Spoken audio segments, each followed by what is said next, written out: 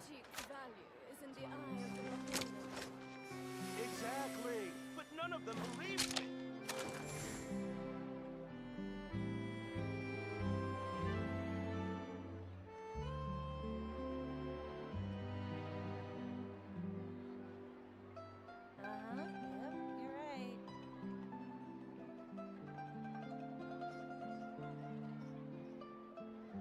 An antique's value is in the Exactly, but none of them believed me.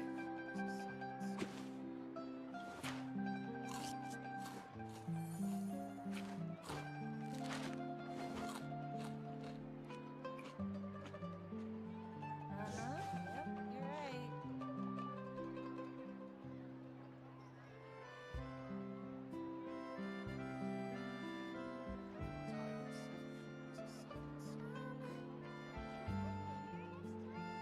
An antique's value Exactly, is in the eye but of none of them believed me. Yep, you're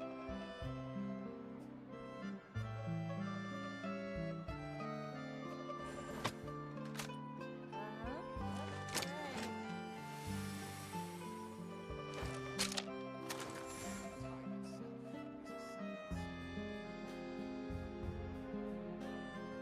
Exactly, but none of them believed me.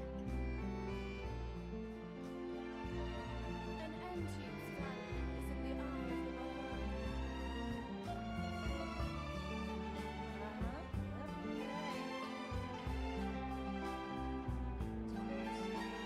Oh, Festos are just the best snack. They're easy to carry with you and go with so many sauces. Actually, I'm gonna go buy some. Be right back. Exactly, but none of them believed me.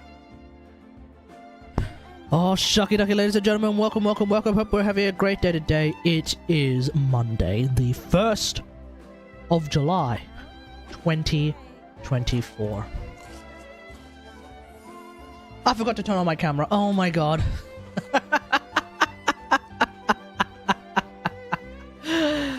Hey. Yeah, professional streamer, allegedly. Okay, here we go. Oh my god.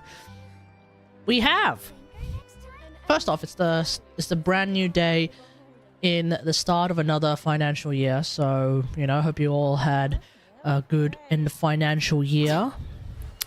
Hope you all at least enjoyed some end of financial year discounts on various items for sale, perhaps. Oh, I don't know. This is the first time I've seen you stream earlier than usual. This is because we had KFC for dinner. And so as the direct result of that... What the hell? Wow, I've never seen it do that before. As a direct result of that... Whoa, hold up. Sorry, I'm just looking at some numbers. Damn. Okay, as a direct result of having KFC for dinner, it means that today I get to stream earlier because we've actually finished having dinner. So yeah, fast food for dinner is an absolute banger. Not just that, it's fast. The usual Katagari household meta is dinner at 8:30. It is currently 8:13, meaning it was very early. And we like that. Now, I wonder... Imaginarium Theatre is not part of the Battle Pass, huh? I would have thought that it would be. It's a little bit boring, but okay, whatever. Perhaps it will be. I don't know. Anyway, as always, we will start off with our dailies and our weeklies, and then... Or some dailies... we'll start off with our dailies, and then we'll start off with our weekly bosses, and then we'll go from there. Marklock! Hey, how's it going? I don't think it's here yet. Well, surely it is. Wait, surely it is. Wait. Surely... Wait. No, am I... Wait. Am I getting scammed? Wait. Huh? Actually, yeah, wait. Hold on. Where is it? Actually, wait. Where is it? Eh? It's the daily... We've had the daily reset. Oh, is it happening at midnight? Oh, come on, Hoyoverse. That's so cringe. Oh, that's so cringe.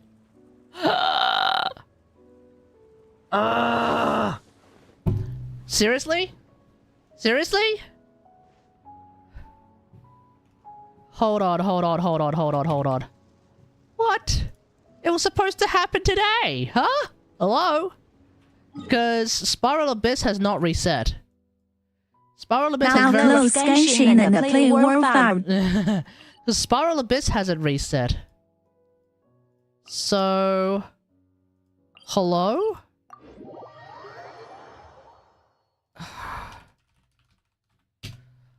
Okay, let me have a look. Imaginarium Theatre. It should be available. Huh? Yeah, Spiral Abyss won't reset for another 2 weeks. Staring into July my eyes 1st, is ill-advised. 10 I a.m. can't promise you'll like what you see. The prophecy in Fontaine. Oh no, what's happened Did you hear now? about the prophecy in Fontaine? Oh, fuck's sake. Bro, that's so cringe.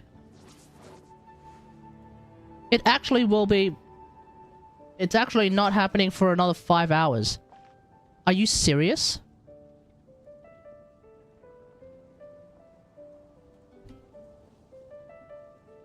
Did you hear about the prophecy in Fontaine? Oh my god, Hoyo, seriously, this is actually peak cringe. Why doesn't it happen why does it not happen simultaneously? Okay, this is actually rage-inducing. For real, I was getting so ready to do Imaginarium Theatre. Why is NA so ridiculously late? Why? Did you hear about the prophecy? That's actually peak cringe. Fontaine. Oh no, what's happened now? Updates happen simultaneously. Spiral Abyss happens simultaneously, does it not? Why is Imaginarium Theatre so outrageously late? God damn it, I even had oh my god. God damn it, I even had KFC and everything. And I gotta wait 5 hours? 5 hours. Bro. So it's not gonna happen until 1 o'clock in the morning. The prophecy in Fontaine. Fuck, man. That's actually really crap. Hoyo, that's actually really cringe.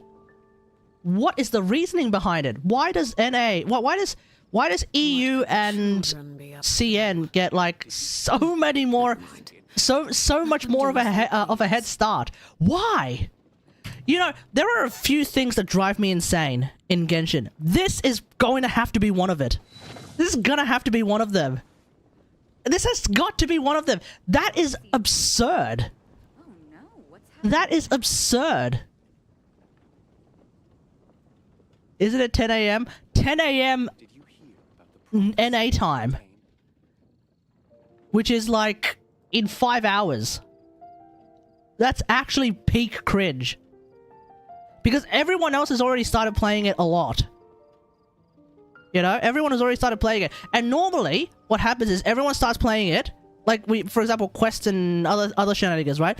Everyone starts playing it, and then NA lags behind by a bit. But we in Australia, we normally get to play at around about 8 p.m. Then it's our turn, right?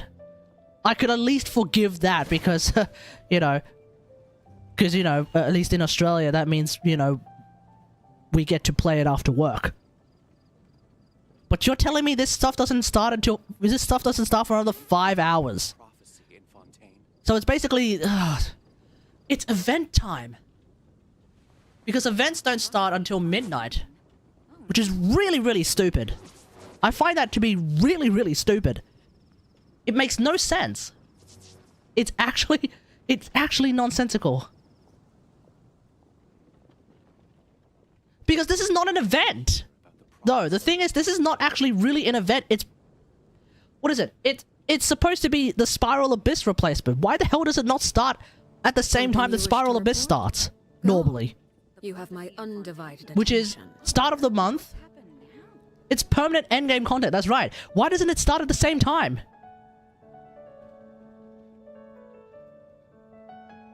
Yeah, it's supposed to be brand new endgame. Why is it starting at event times? Not Spiral Abyss times. Like, right now. Right?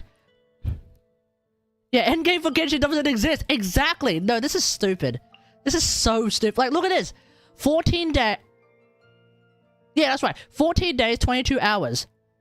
If we had a normal... If this was back before Imaginarium Theatre came out, this would be the time. Spiral Abyss would have reset it, as it bloody well should have, right? It's that with... and the way that Spiral Abyss works, right? The EU and Chinese frogs, they get to play Spiral Abyss before the NA frogs. But the NA players get to play Spiral Abyss now. On the Monday. The Australian players who are playing on NA, who are already suffering as is, playing on NA, let's be real here, 200 ping. We get to play Spiral Abyss today. Now. But for some reason, the Chuckle Bunnies at Hoyo first decided, no, Imaginarium Theatre is going to start, like, at 1 o'clock in the morning. Because American exchange rate shenanigans, but that's not the case with Spiral Abyss. This is actually making even less sense right now. Because it's not an event. It's supposed to be endgame. No. It's supposed to be a permanent... It's supposed to be a permanent thing. It's supposed to be a permanent thing. God. Damn it, this is so stupid. This is... Okay, no, that's it. No, that's it. This is actually... I'm actually going to put... Do I actually write a rage post on the subreddit? Because I'm feeling it right now, man. I'm feeling it. I'm feeling like we should write a rage post on the subreddit, because I don't know if anyone... I don't know if anyone is even remotely as pissed off about this as I am. Because this is actually kind of stupid. Not even kind of. This is definitely stupid.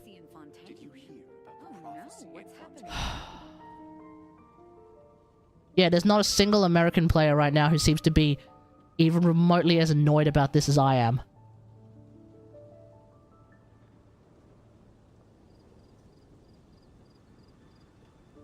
Alright, anyway, moving on.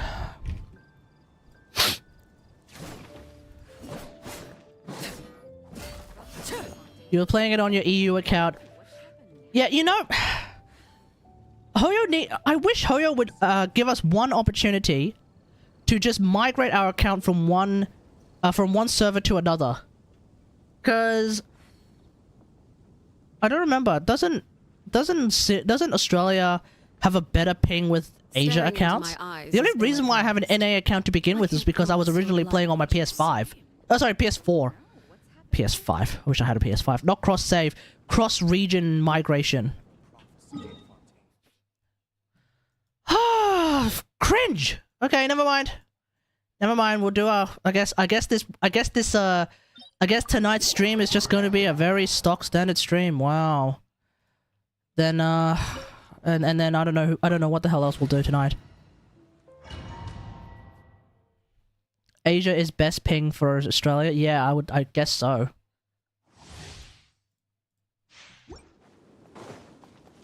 Fuck! Hey, Seed, how's it going? Wait, hold on. I gotta change the name.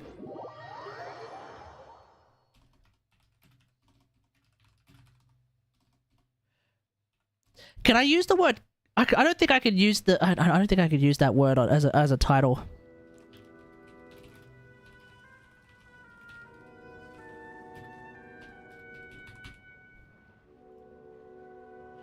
I should also. This is also the YouTube stream is also technically false advertising right now. Let me change the name of this. Oh, god damn it.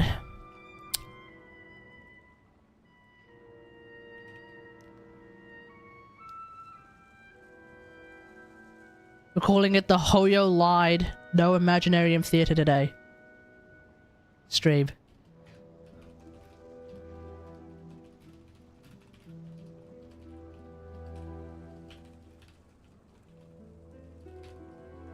Because what's going to happen next time, right? A month from now, Imaginarium Theatre is going to have its reset, right? So a month from now, Imaginarium Theatre is going to have its reset. Actually, we're going to call it the Hoyo live stream.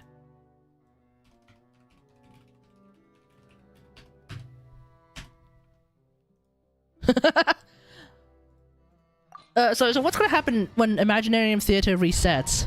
Does it reset at the normal time it's supposed to reset? Which is the normal time that Spiral Abyss resets? Or does it reset at 1 AM on the start of the month? Which is technically then... Which is like particularly moronic because that means that for Australians, it actually resets on the 2nd of the month. Like by definition, it actually resets on the 2nd of the month.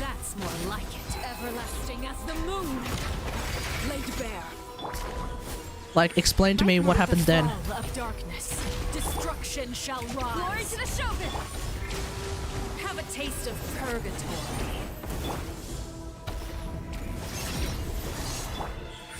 A sight to behold. With these rising flames. Drop your weapons. Sorrow with Arlecchino or something? Well, who else am I supposed to use? I've already got Chevy. Right here, right now, right here. Not bad. You've proven to be a worthy opponent after all. I don't know. Oh crap! I should have used my ult. Okay, that was my mistake. I should have used my ult. Oh, this is gonna be tricky. Oof. Right now, right here. My blade is all that remains. Strike! No turning back!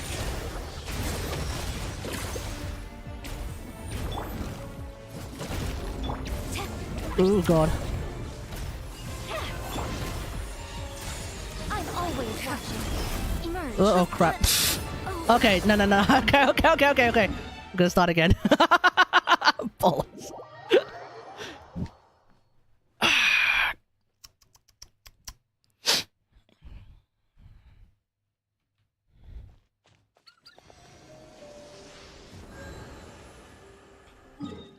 Okay. No, I definitely messed up big time when I accidentally let Arlecchino die. Oops. That being said, though, I did kind of get one-shotted just then. Imaginary Theatre is in the Asian server? Yeah! Spiral Abyss has reset it in the North American server, except it hasn't.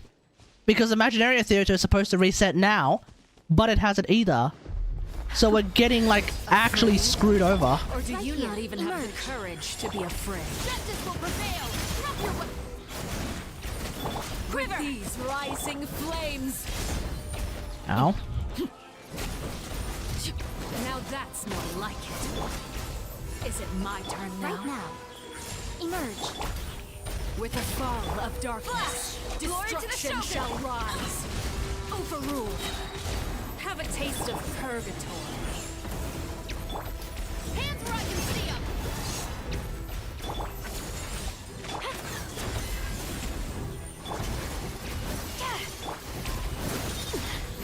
Commendable. Oof. Witness mine. Is it my turn now? Laid bare. Not bad. You've proven to be a worthy opponent after all. Strike! Alright. Wait, 13. Asia resets in like 17... in like 7 hours and 17 hours and everything. I don't know. No, apparently it's not starting for... Right here. Emerge. My blade is all that remains. Apparently Thingo No turning back! doesn't start for 5. Right now. Nothing lasts forever. Right here. Right now. Emerge. You asked for it! Stop right there! Sundown is only the beginning. Okay. Everlasting as the moon. What the? Huh? Oh! Okay. Okay, that would explain that. I was wondering, like, why are you in the air?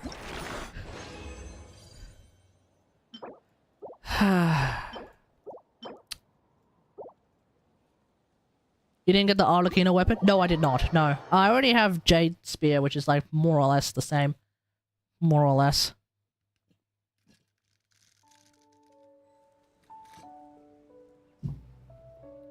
Besides, who was on the Arlecchino banner? Oh yeah, that's right, Linny.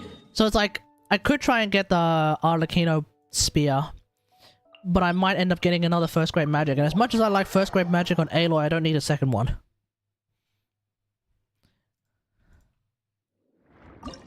I also had a crack at getting Chlorine's weapon, and I ended up getting it Alhaitham's instead. So it's like, weapon banner. Hey Raider Rates, how's it going? The weapon banner was and always will be a scam. Is Aloy really that good? Yes. Don't let anyone tell you otherwise. Right here. Laid bare. Oh crap, did that even hit? Oh crap, that didn't even hit. Drop your weapons. Quiver. Right now. Emerge. Finish up my great bow build on a game. How am I? I'm pissed. Strike. Storm the front. Right here. Right now. Where are you?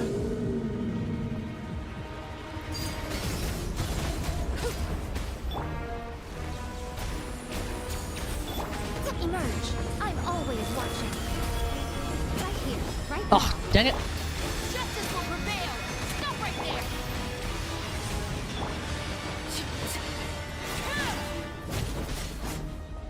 Yeah, I forget that the whale is actually by definition a pet, which is kind of odd, but I guess we'll probably meet Sethology at some point. And then we'll finally get an idea of like what kind of man, or I guess not even a man, Drop your weapons. calls this thing a pet. Glory to the Shogun. Transfixed.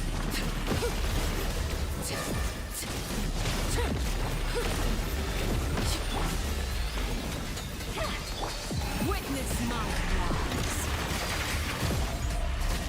Emerge. Right now. You asked for it. Final warning. Flash. Alrighty.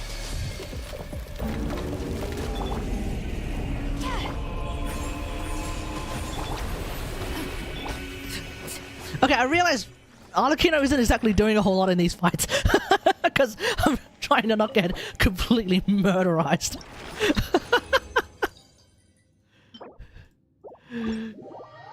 Ito being getting a lot of screen time, hopefully is not like anime and they kill him off. I don't see a reason for them to be killing Ito off anytime soon. He doesn't seem like... I don't feel any, death flags with him just yet. Also, he's not that impactful to the overall story as of yet to suddenly be murdered. You know what I mean? Genshin doesn't even dare to kill a usable character yet.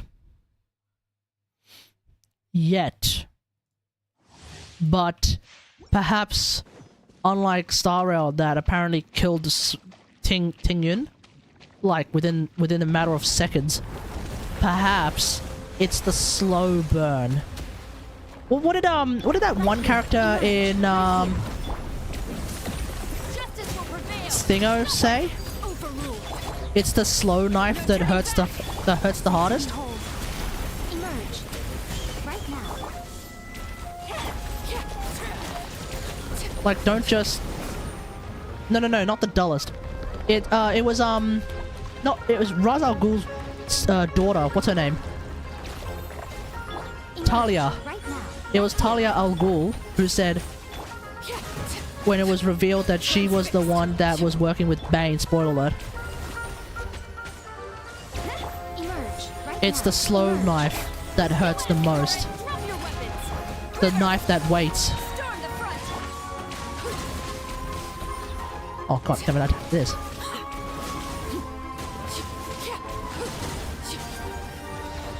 Strike. Right here. Emerge.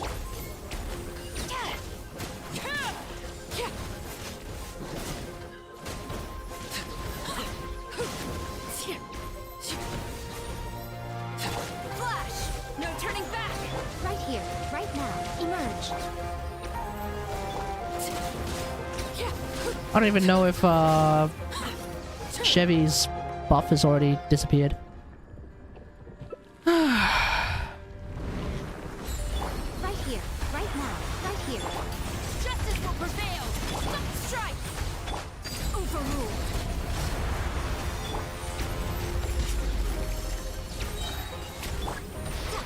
Nothing lasts forever. Where's the thing? Right here. Quiver. Alright, there we go. Lasting as the moon. Might as well do that as well.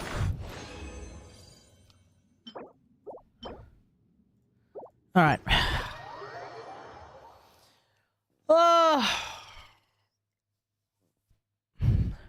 When's D2? We need to do it 4 times. Need? No. We want to do it 4 times, but last time I opened up Destiny 2, I actually damn near fell asleep. Now, granted, part of that was because I had a gigantic food coma from what I had for dinner. There is this place in the inner west of New South Wales. There's this one restaurant called the Fat Man's Steakhouse. Now apparently this is a classic in the inner west. Last time was like 2 AM. Yeah, but that's a different thing. I didn't have something from the Fat Man's Steakhouse, buddy. Flash. That's the difference. I wasn't eating at the Fat Man Steakhouse that night. Because because at the Fat Man Steakhouse, here's the deal. For 20 bucks? No, for about 40 bucks I had a giant quote-unquote Wagyu steak. Now oftentimes when it's called a Wagyu steak, there's a small chance it's not really a Wagyu steak. I'm not really going to belabor that point. But either way, I had a giant Wagyu steak that was served with a lot of chips. You asked for it. Drop your weapon. Strike. Storm the front. And also, like, a tub, like an absolute tub of, mushroom sauce. Transfixed. Emerge. Right here. Emerge. Hands where I can see 'em. Oh, yeah. Oh, really? Children's. Glory to the shogun. Right now.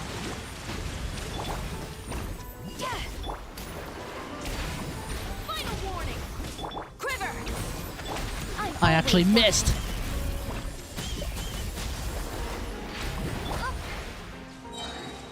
You asked for it. Stop right there. Oh, god damn it. I was really hoping to get my ult so I can actually heal her.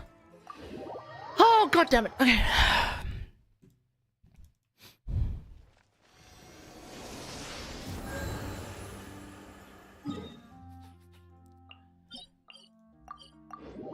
Okay, we're not leaving until I kill this damn thing. It's harder to fight this thing without the hire.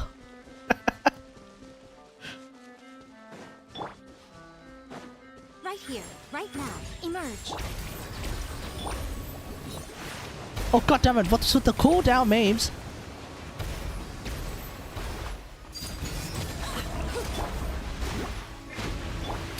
Hands where I can see 'em.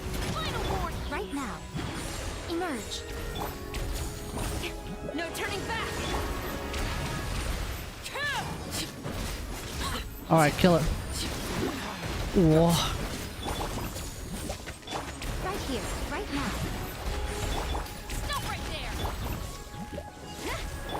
Nothing lasts forever. Emerge. Right here. Emerge.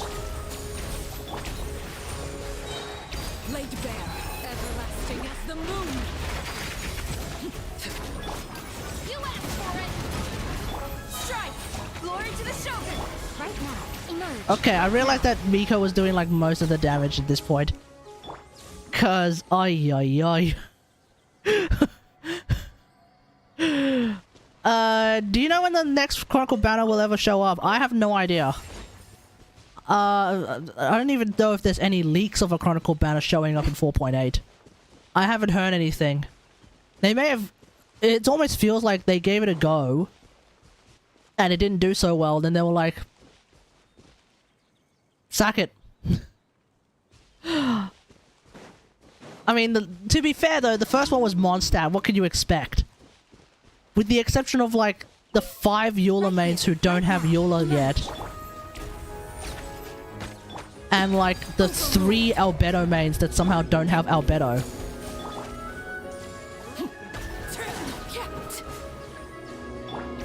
Drop your weapons! Have a little taste. Damn, that barrel explosion made it feel like it was Warframe barrels. You know how like in Warframe, when barrels explode, if they hit enemies, it's actually an insta-kill? You know how it's like it's now an insta-kill in Warframe when if you manage to shoot a barrel and it hits someone, it hits an enemy, I'm pretty sure they made it that it's insta-kill. Which is kind of busted at this, it's kind of goated. It took them 10 years? Yeah, it did. But they finally did it. And, you know, it's actually kind of hilarious to do barrel gameplay. After Zhongli, who's the next best shielder? Zhongli is not necessarily the best shielder either. I think it really depends. Again, first off, like, keep in mind, for a lot of the elemental shielders, like Layla for Cryo, Toma for Pyro, I think, usually the shields are a lot stronger against that specific element. So, for example, Noelle, easy. True. No, you raise a good point. Noelle is less of a shielder, though. To be fair. Noelle is less of a shielder. She is a DPS. No. So, like, against things like, Copelia, I'd probably say Layla. I mean, no. What I'm about to say is basically, like, whatever the element the character does, that character, if there is a shielder of that particular element, that particular character is probably the next best shielder. So, against Copelia, who does a lot of damage, in Spiral Abyss, it's either Copelia or Copelius, one of those two, does a lot of cryo damage. Layla is the next best shielder. Against, I don't know, the Great Crab of Fontaine, I guess. I don't know. Toma would probably be the next best shielder. And then of course against the Great Cock of Sumeru, Kirara would be the next best shielder. Kirara's shield is, from what I heard, pretty damn strong. Toma's shield should be decent. Actually, Toma might not even be the next best shielder. It might actually be Tank Fei. Like, full HP Yenfei might be the next best shielder for, like, the Great Crab of Sumeru. Assuming that thing does pyro damage, I don't remember. I don't think that thing does pyro damage, actually. That thing might do physical damage.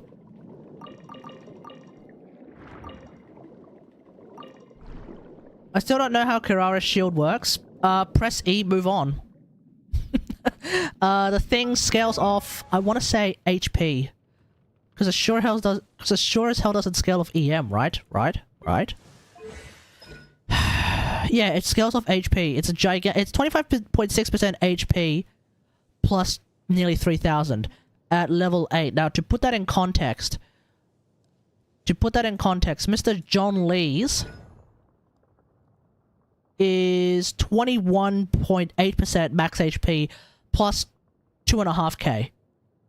21.8 plus 2.5k versus Kirara's at level 8, at one level below, by the way, 25.6 plus 2,800. Now, that being said, though, hold E scales better.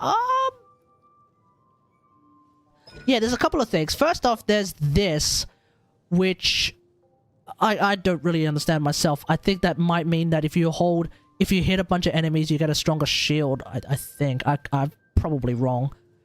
I'm probably very, very wrong. I'm gonna be real here. But then on top of that, with Zhongli, he also has this, where when your shield gets hit, you actually get increased shield strength, which basically makes his shield stronger. So they're both very strong. The point is they're both very strong. And they just get stronger when things happen to them, which is actually kind of nice.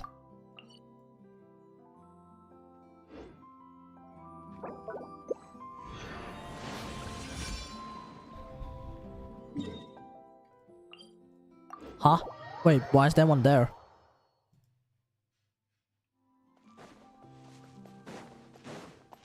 What was that? What was what? Oh. Oh, the thing I just used? It's the Hydroculus, discovery thing. There's one for every single type of, thingamajig. Anemoculus, Hydroculus, whatever Oculus you want. I just use interactive map. That would be nice, except I don't know which ones I've already got.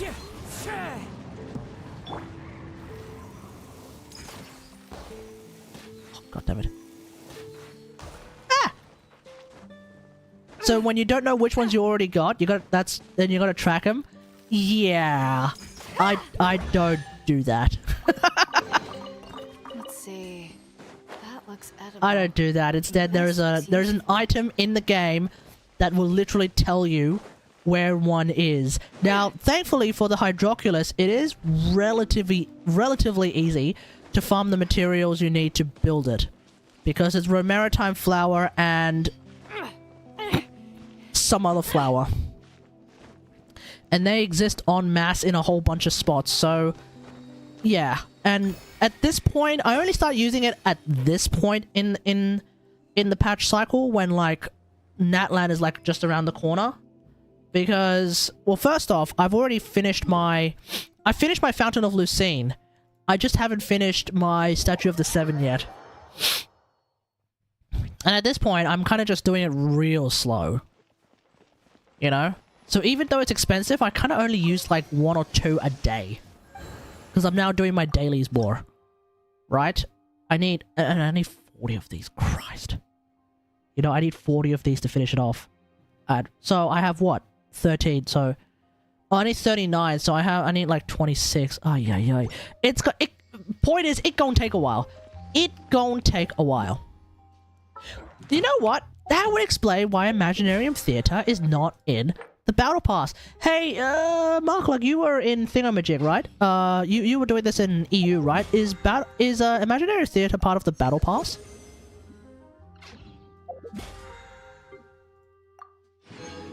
Because if that's the case, then I'm not AR35 at EU yet. Oh, rip. What? Because if it is, then the Battle Pass got buffed. Because Spiral Abyss can only happen once per patch cycle in the Battle Pass. But if we have both Spiral and Imaginarium Theatre, that means you can do 2 of them. Oh, shit. Which means Battle Pass got buffed. A hidden buff. You don't see it? Oh, then it's not part of it then. Oh, that's cringe. You're in Asia? I don't know if when I started people were telling me that Asia is the way to go. I mean, I wouldn't have been able to join the Asian server anyway because PS4. That would probably be that's to this day that is like the biggest regret I have when it comes to this game. Starting on the goddamn NA server. It's not like you had a choice. Yeah, because I was playing on bloody PlayStation. Because my computer at the time was too crapola to do any of this. But for real, it would really, really be nice, Hoyo, if you could give us one opportunity, just one, to do account migration. Because goddammit, I need to migrate this damn account.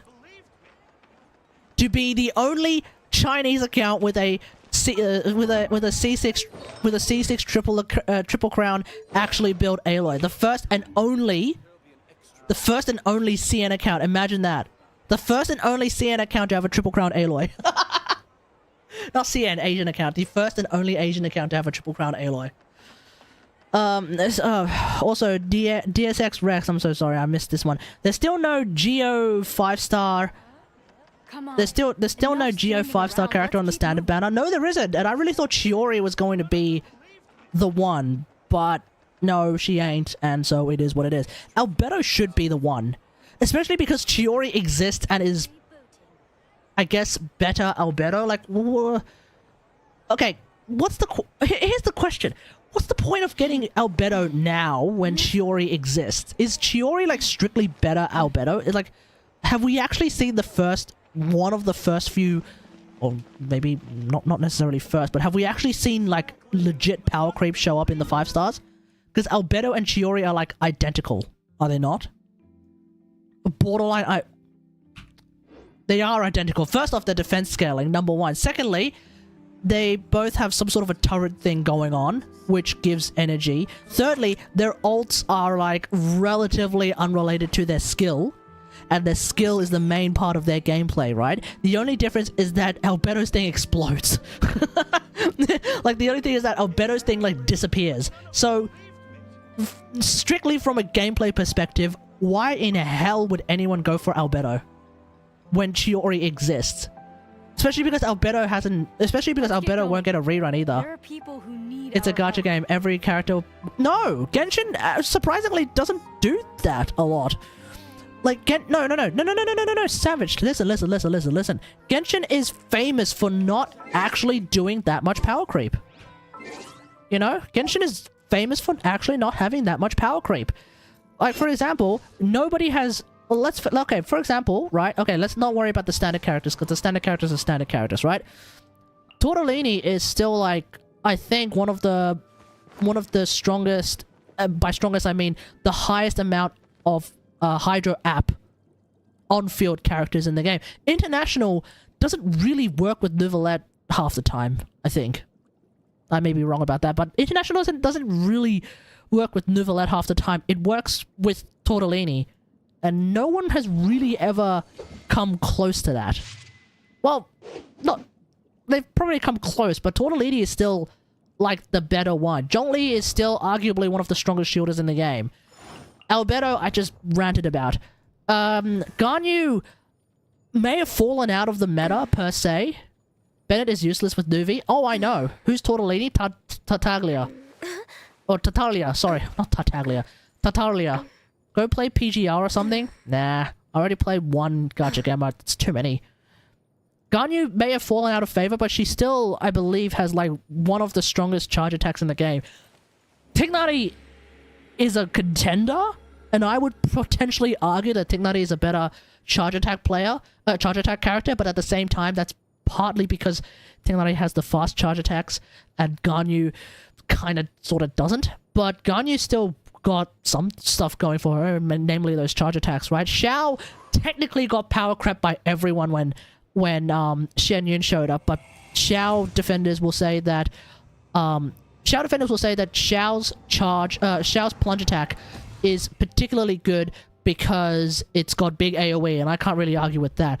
Hu Tao still is able to vape just about every hit of hers.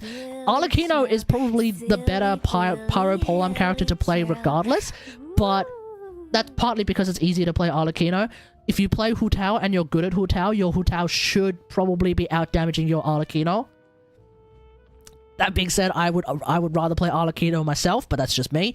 Rose, we won't worry about the 4 stars because they're 4 stars. They kind of get power crept, or they kind of aren't really, you know, the easiest to work around. For example, Xinyan is fine, but it's hard to figure out a way of playing Xinyan. But the 4 stars are cool. I like the 4 stars. It's just that your Yanfei is just not going to out-DPS your Arlecchino.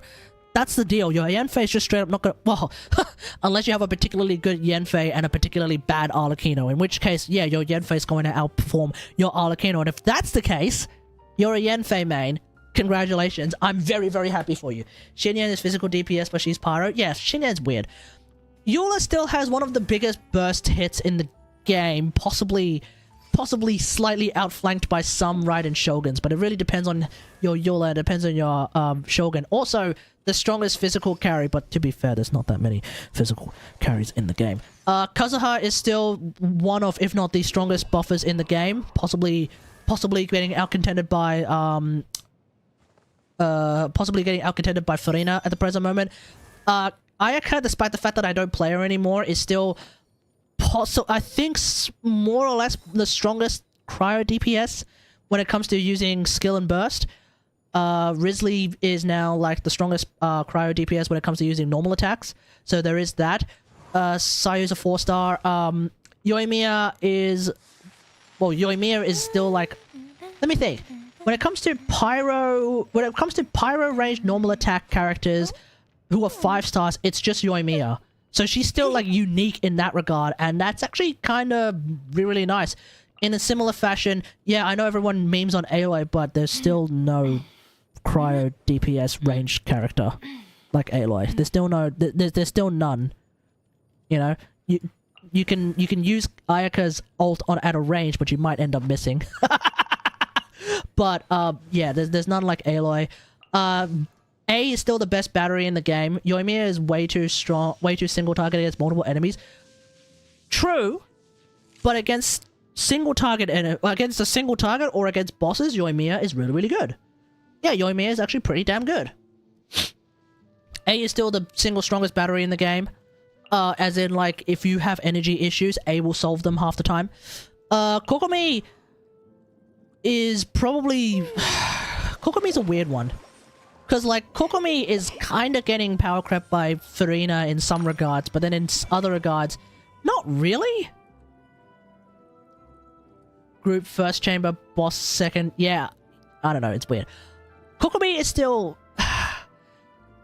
It's not that she's necessarily the best at something in particular, but she is a pretty damn good healer, and she's just... Like, she's still, like, that universal character who's just great overall. Ito just does more damage than Noelle. So that's the idea. Ito just straight up does more damage than Noelle, but Noelle heals. Fremine is also a physical damage-oriented character. True. Yeah, no, that's right. I am mainly talking about the 5 stars, though, because we're talking about power creep. Nobody has really power crept Ito. It's just that Furina showed up, which made Noelle significantly better. And as a direct result, like, I don't know, Ito still does more damage. But when you can play Noelle in a Furina team, there's that, right? Shenhe is the only cryo buffer in the game. Miko is... Well, okay, the funny thing about Miko is that a lot of people will be like, oh, Miko was already power crept by Fischl. Except... Fischl's DPS drops like a step function if you're playing a spread hypercarry team. Miko's DPS, on the other hand, remains exactly the same. And Miko's DPS Miko should be out DPSing your Fischl in a spread hypercarry team. So like Tignari, Alhaitham, especially Alhaitham, because you can't do Fischl A4s with Alhaitham. Or you can, but like very rarely. Because you have to do it with Quicken. You can't do it with the spread. So, in an Alhaitham team, Miko actually is better than Fischl. In a Tignari team, Miko is actually better than Fischl. Yeah, there's that. My poor Alhaitham is still not built. You should probably do that, man. He's actually kind of pretty good. It's just that, you know, you either do that or you play on-field Nahida. Okay, Ayato is a weird one, because when you're playing on-field Ayato, he gets outperformed by... He gets power crept by Neuvillette. So that definitely happened. On-field Nahida, it is. Yeah, exactly. When you're playing on-field Ayato, he gets power crept by Neuvillette. If you're playing off-field Ayato, he gets power crept by Furina. But the thing is, you can do both. So... Like, for the time being, until there is a character who is both Neuvillette and Furina, again... Technically, Ayato hasn't really been power crept. It's just that he's been power crept by 2 characters. Now, of course, when it comes to playing Neuvillette and Furina, that is a team. So, to some extent, Ayato has been power crept, and, you know, whenever he gets a rerun again, even I'd be like, I don't know if I would ever recommend getting him. What's up, Nilu? Yeah, you can use him in a Nilu team, but you could use anyone in a Nilu team. I don't really feel like that's a specific point to even bring up, because anyone can be used in a Nilu team. Nilu is both really, really niche and also incredibly flexible at the same time, right? Yelan, her buff was power crept by Furina, but she doesn't need a healer. So there's that, right? I guess that's the same thing as well. If you want to play full ER off-field Ayato, technically you got power crept by Farina, but if you play off-field Ayatollah, then you don't need a healer. So there's that, right? I don't know how useful that's going to end up being. You could potentially do that in an Arlecchino team and not have to worry about healing. I guess that could be something really nice. I don't know. Ditto with Yelan, but she's still really damn strong. Her skill is really fucking strong as well. Tignari being a standard character. There was actually a thread that came out on the subreddit today. Someone was asking like who's the strongest standard character in the game. Tignari, Big T is 100% the strongest standard character in the game. Especially at C6, like, it's ridiculous. He's actually a monster. Okay, Seno. Seno might actually have been power crept. I'm not gonna lie. Seno may have been power crept by Chlorinde. Hear me out. Chlorande's teams and Seno teams overlap just a little bit too much for my liking, right? And on top of that, Chlorinde can be played in weirder teams. You don't really ever want to play Seno in a team that doesn't involve at least some amount of Dendro, right? But I don't know if Seno is strictly better than Chlorinde in the teams that involve Dendro. Because Seno does have like some sort of EM scaling, right? Chlorinde doesn't. But when it comes to like aggravate memes, does that really matter? When it comes to, I suppose it would matter when it comes to quick bloom memes, because then you could build more EM on him and his hyper blooms would do more damage. So I guess that's where he is still kinda there. Because you definitely won't want to build EM on Chlorinde unless you're using lo-fi. But this one's probably a little bit trickier. It feels like, to me, it feels like Seno's getting power crept by Chlorinde. Ever so slightly. But I'm not sure. I'm sure the Seno mains will be able to find something that he specifically is better than Chlorinde in, and it might be that EM scaling that he has in his kit that is part of his passive, if memory serves. So that might be it. No one and nothing can power crept Nilou because she is like an entire thing in and of herself. Nahida power creeps everyone. Yeah, Nahida power creeps everyone. Okay, to be fair, if you're playing on-field Nilou, sorry, not on-field Nilou. If you're playing on-field Nahida, she technically gets power crept by Alhaitham, because Alhaitham straight up does more damage. But Alhaitham can't be played off-field, so Nahida is better. You know? Emily is coming out. She does do a pretty decent amount of damage, but she doesn't have the EM share that Emily has. Didn't Kazuha power creep Venti? Oh yeah, I forgot about Venti.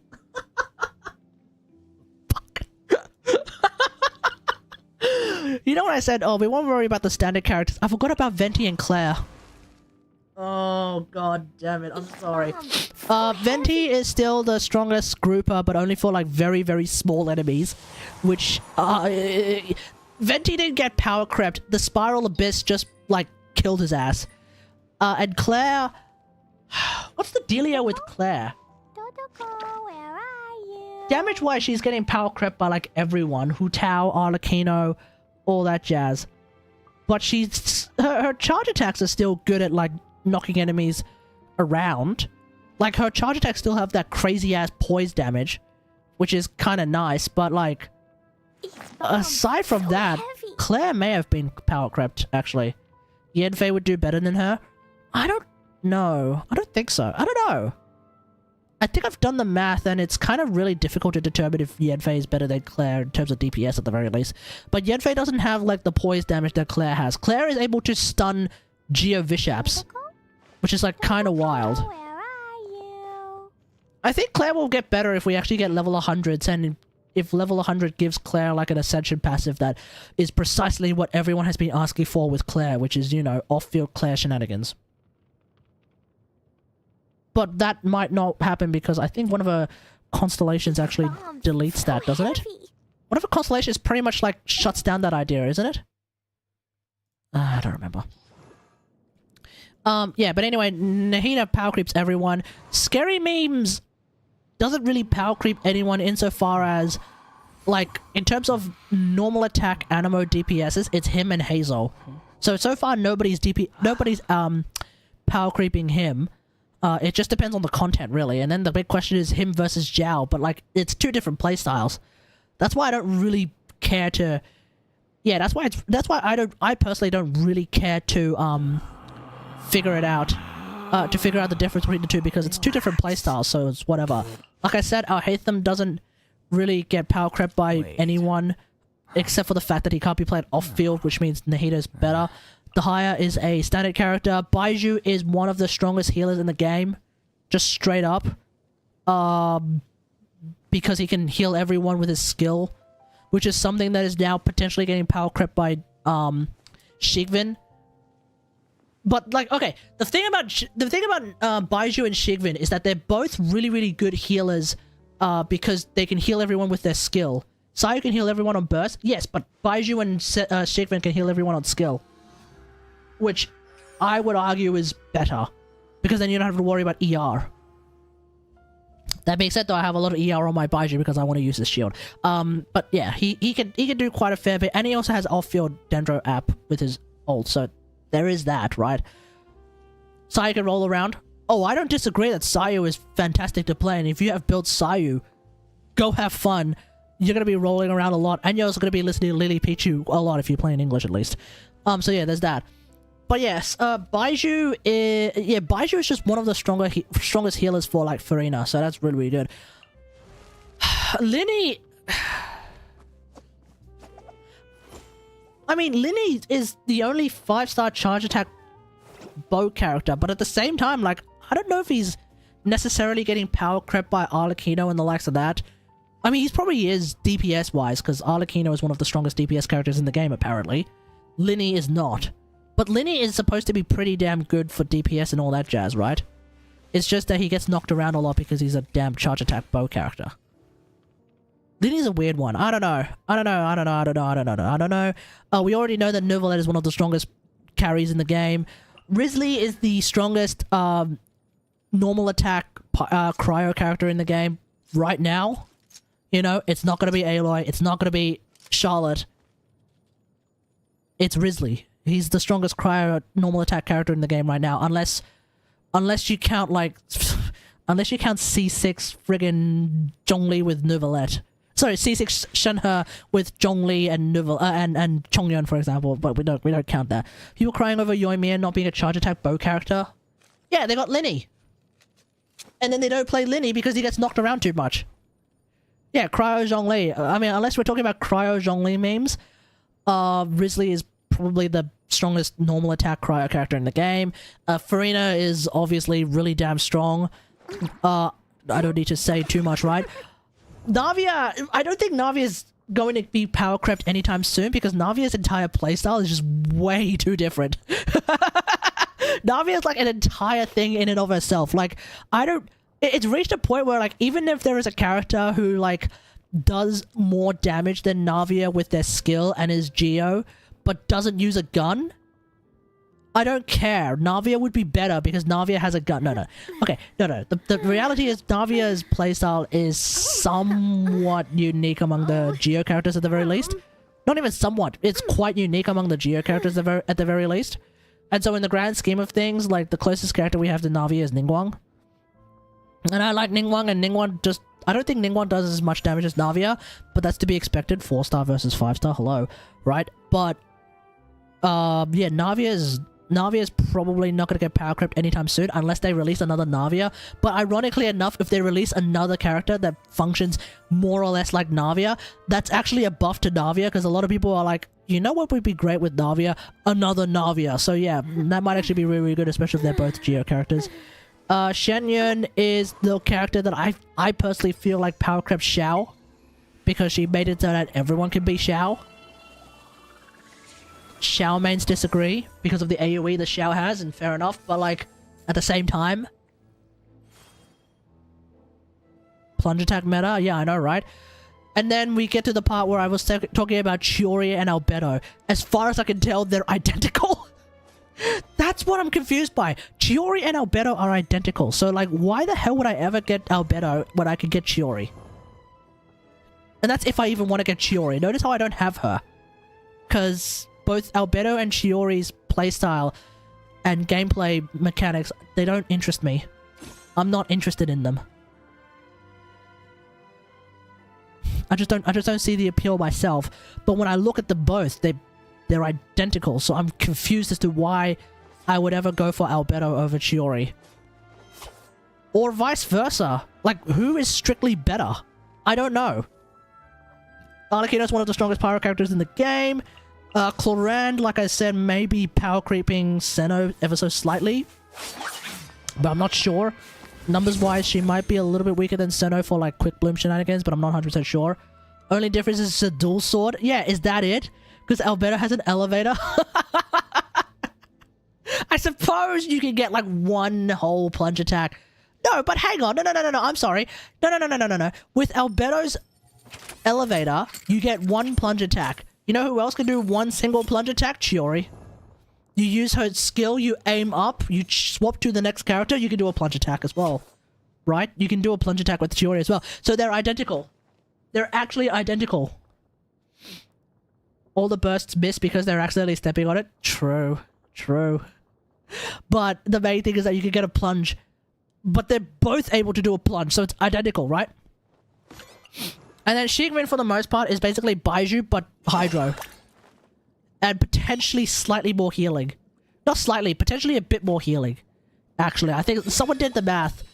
If everyone's using a triple HP build and not working with healing bonus, Siegwinne heals more. So there's that, right? So Baiju could technically be getting power creep by Siegwinne. To me, the big power creep with Siegwinne over Baiju is that she's not Dendro.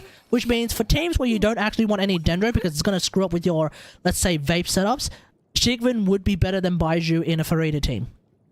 So there's that, right? Her Hydro app is not great, I'm not saying that. And you're probably better off running Farina, Yelan, and then getting another healer. But let's just say, for example, you're playing an Arlecchino team, you already have Arlecchino, you already have Farina, and you already have Sarah. Then you're wondering, okay, who's my fourth slot going to be? Who's my healer slot going to be? Because I am playing a Farina team, right? I could bring Baiju, who could heal everyone, but then also drop a Dendro aura on enemies, which is going to be annoying because Farina needs to overcome that first. Or I bring Siegwinne and not have to worry about that nonsense, and Arlecchino can continue vaping. Jean? You can do Jean. Jean heals off an ult. So the point is, these two characters heal off their skill. And I know it's easy enough to get Jean's ult when you have enough ER. I'm just saying, like, you could do that, or it's even easier just to use skills and not worry about anything. Especially if you're going up against nonsense like Electro-Electors that sap your energy. If you go up against Electro-Electors, then actually having Arlecchino, someone like, let's say, Siegwinne, Sarah, and Farina, it means that, with the exception of trying to get Farina's ult, you don't need ults. Arlecchino doesn't need an ult to function absolutely perfectly fine. Siegwinne apparently doesn't need an ult to function absolutely perfectly fine. Sarah certainly doesn't need an ult to function absolutely perfectly fine. Bennett. And Farina's ult... Farina not having her ult obviously is a pretty big DPS loss because you lose out on the buff. But for the purposes of... the Hydro app, Farina doesn't need an ult. Yelan needs an ult. Xingqiu needs an ult. C6 Candace needs an ult. Right? But Farina doesn't need an ult. So you have 4 characters in this team that don't need ults. I like teams that I don't use burst on. Yeah, exactly. You don't actually need a burst to be more or less fully functional, with the exception of Farina's big ass buff. That's it. Right? I have Chiori. I have Chlorinde, Layla, Fischl, Nahida. Nice. To be fair, Fischl technically needs her ult if you want to have more or less 100% uptime on Oz. You do need her ult because you can't because Oz has like what, a 25-second cooldown and 12 seconds on field time. So there's that, right? So if you go up against Electro-Electors that sap the team's energy, you're kind of screwed. I could solve that with Shinobu. Yeah. That'll do it. Well, you do lose out on a lot of DPS because it's Fischl. So, I would probably say the answer is Miko. Because if you don't use Miko's ult, you're fine. Like, you don't have to use Miko's ult. Like I said in my Should You Get Miko video, you don't have to use Miko's ult. If you don't want to. If for whatever reason you don't want to use Miko's ult, then don't use Miko's ult. You are not obligated in any way, shape, or form to use Miko's ult. In fact, if you don't use Miko's ult, you have the rare opportunity to build her on 4-piece Golden Troop, where her skill is Omega buffed. I even did the video with the comparison. Her ult will suffer if you use Golden Troop, but of course it will. What do you expect, right? But her skill either does more or less the same damage as your 2-piece build, or does more. It should be doing more. Neutralizing threats. Let's keep going. Ever seen one of these? So yeah, considering that Miko, by definition, does not need to ult, there's your solution right there.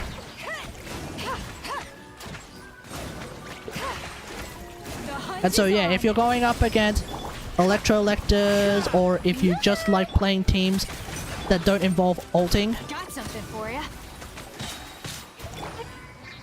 Siegwinne and Baiju are like really good. Aloy mains will rise up when her cons drop. Aloy mains will rise up if we get Ascension 7? I think it is.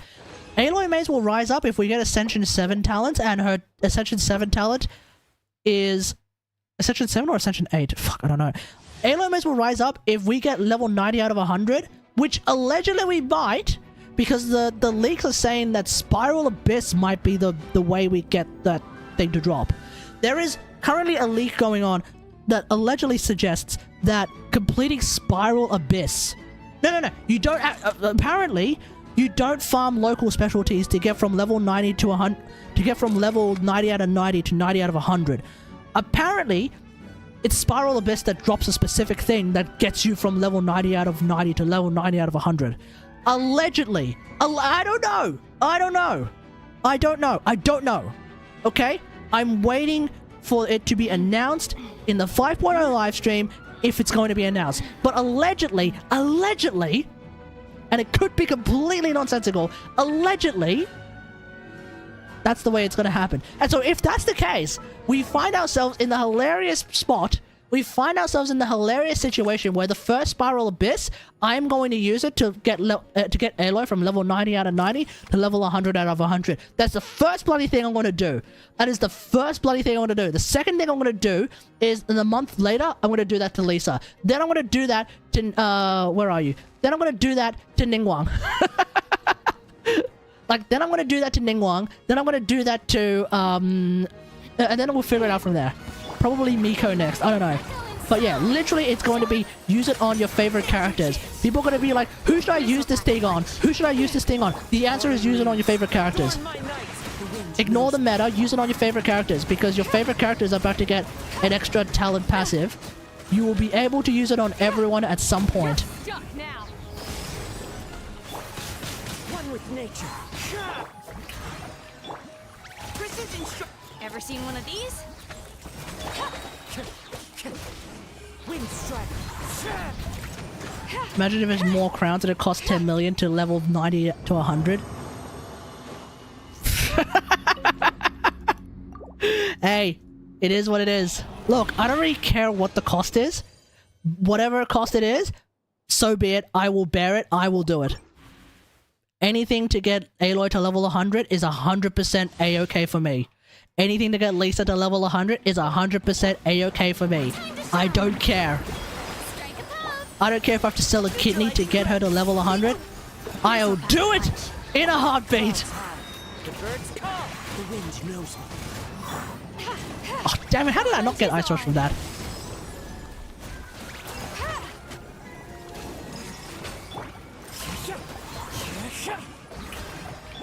Precision strike. Ever seen one of these? Oh, Aloy, sweetheart, what the hell?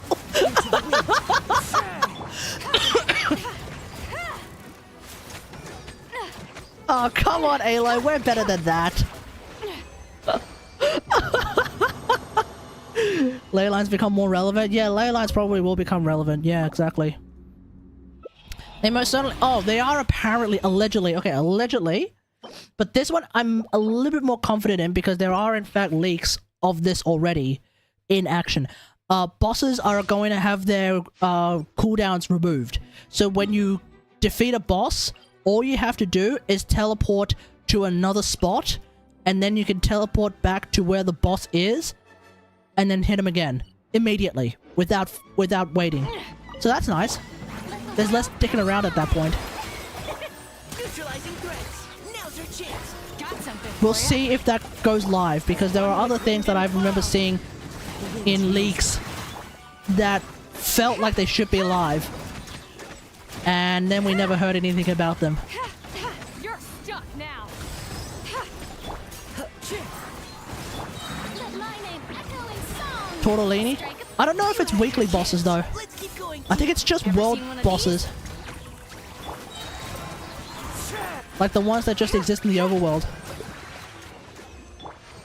I think it's just the ones that exist in the overworld that get this particular thing, not like Tortellini or Whale or Signora.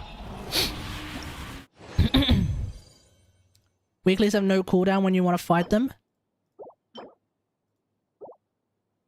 Oh, you mean... Oh, okay. You mean like, just in general. Yeah, it's the claim rewards that has a...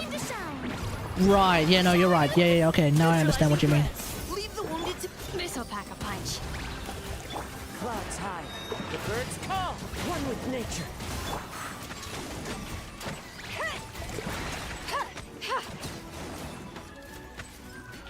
The hunt is on. Let my name echo in song. Strike. You had your chance. Let's keep... Into the wind. Oh, for real? Okay, moving on.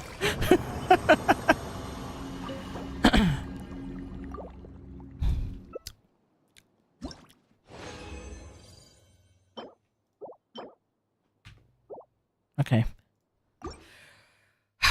At this point, I don't even know who I'm really farming for. It would be hilarious if I managed to get a small upgrade on my Farina build. I mean, that would be hilarious. I remember being a Yanfei main. I also remember being a Yanfei main. Now's your chance. Or rather, I remember being a Yanfei enjoyer. Adorn my nights. One with nature. I like Yanfei. I think Yanfei's pretty cool. Especially when you remember that with Yanfei, Yanfei's one of those characters kind of like Chlorinde, where when it comes to building crit, you don't actually need to build as much crit damage in Yanfei's case, whereas with Chlorinde's case, you don't have to build as much crit rate. Which is kind of interesting because it definitely means you get to play around with other shenanigans, or rather in Yanfei's case, you get to actually get away with builds that are like, on any other character, are moronic.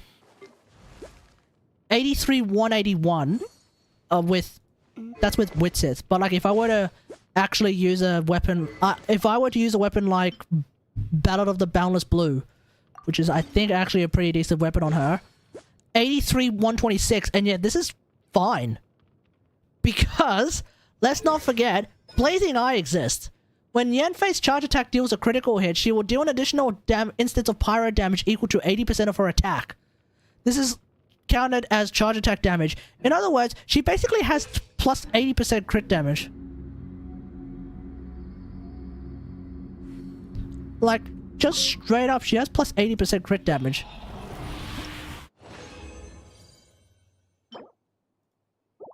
Like, that's kind of... although... Yeah. I think. Right? That's essentially how that works. Your build can basically be built like... more crit rate, less crit damage, you're actually fine. As long as you have a high enough Hydro app, which you should be able to with like the likes of Yalan. Let's keep going. And Farina if you want to go both. Yeah, for the most part you're actually good to go. The hunt is on. Strike a pose. You had your chance.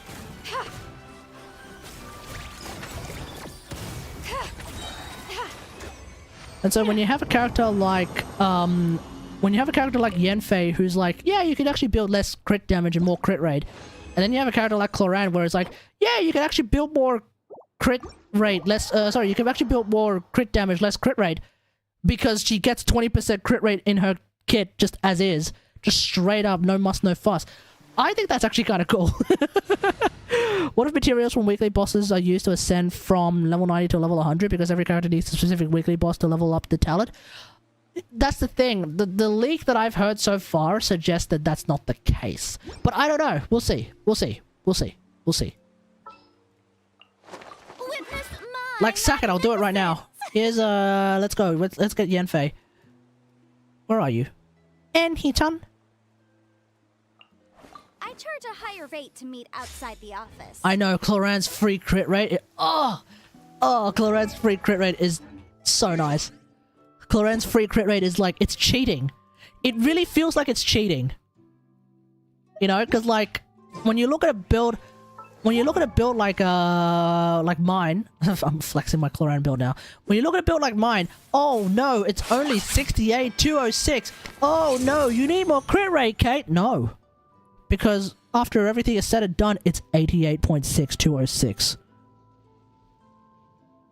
It's 88.6, 206. Like, hello? It's basically 90, 206. Hello? Hello? What are we teasing here? You know? It's like, that doesn't really matter anymore? Yeah, it turns out what weapon? Harange Pakufutsu.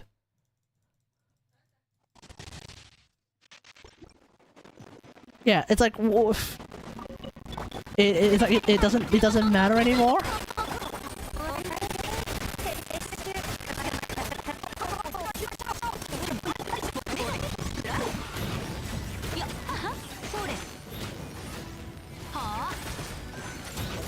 Okay, if I had yeah, Faye's old. Okay, this is not a good demonstration of Yanfei, but mainly because I didn't start off audio's good. Oh, god damn it, really?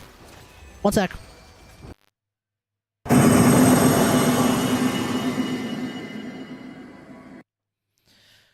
Man, it hasn't done that in so long. We good now?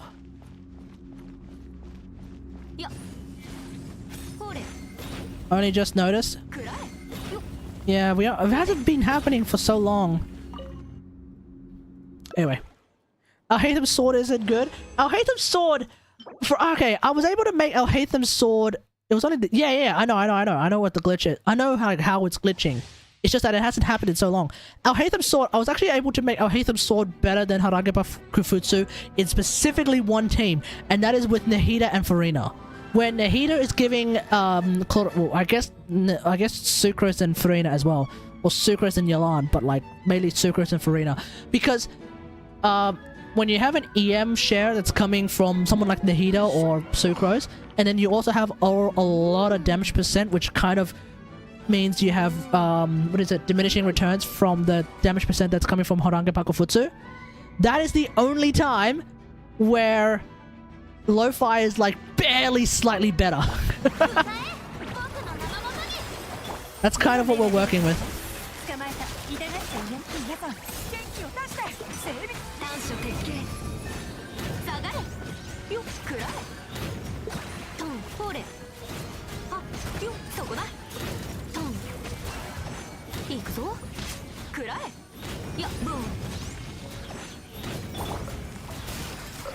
Yeah, so you could see like, oh wow, your charge attacks are doing 46k damage. That is correct, my charge attacks are doing 46k damage. Except there's also an additional pyro hit in there that's doing another like 20 or so thousand damage, which means my charge attacks are actually doing 60k damage. Which, by the way, is more damage than my Hu Tao!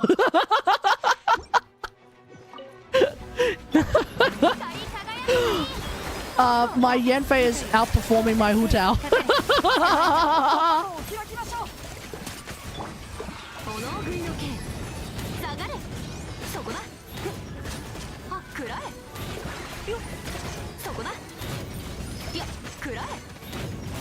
The C6? Yeah, C6. そこだ。痛がっちゃいない。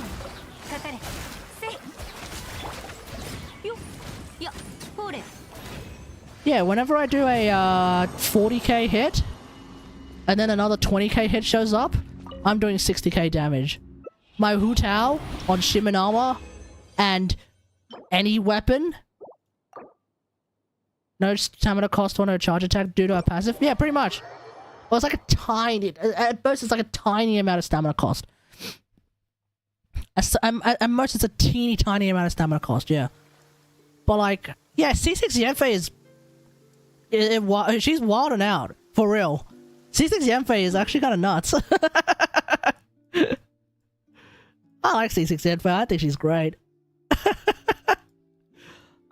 Like, we'll look at it, let's look at it again. Right, let's look at it in action Spiral Freaking Abyss, right? Where I'm actually doing more damage, where my charge attacks are doing more damage than my Hu Tao. Now granted, my Hu Tao can do more charge attacks. Faster. So there is that. But she's Hu Tao.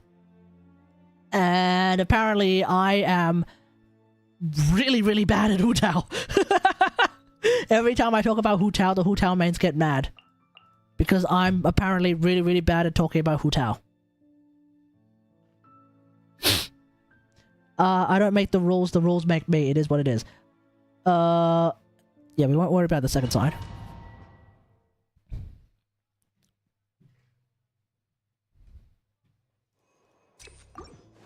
Oh, here we go.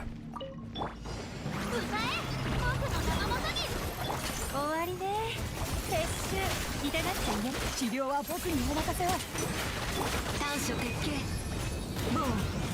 そこだ。行くぞ。あ、よっ。急ごう。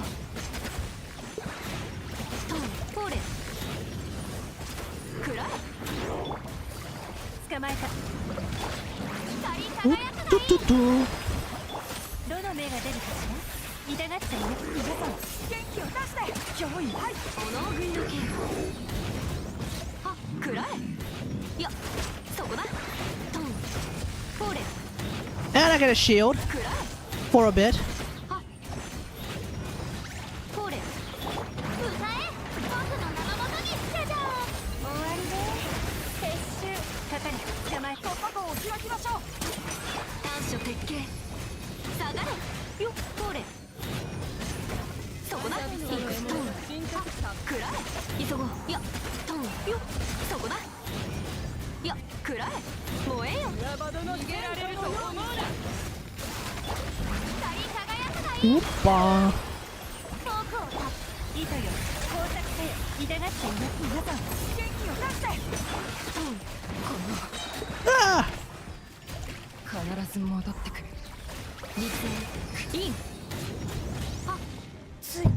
Yeah. Yeah, Yanfei does a lot of damage. Yanfei's kind of slept on. Like, people don't seem to realize that she actually can do quite a lot of damage as long as you have enough. The only thing that pisses me off about Yanfei is that her ER requirements are like insanely high. In my opinion, her ER requirements are just a little bit way too high for my taste. That's the only thing. Now, I know some people would be like, oh, just, you know, burst every other rotation. No. I don't like that. I don't like that. I want to be able to burst every rotation.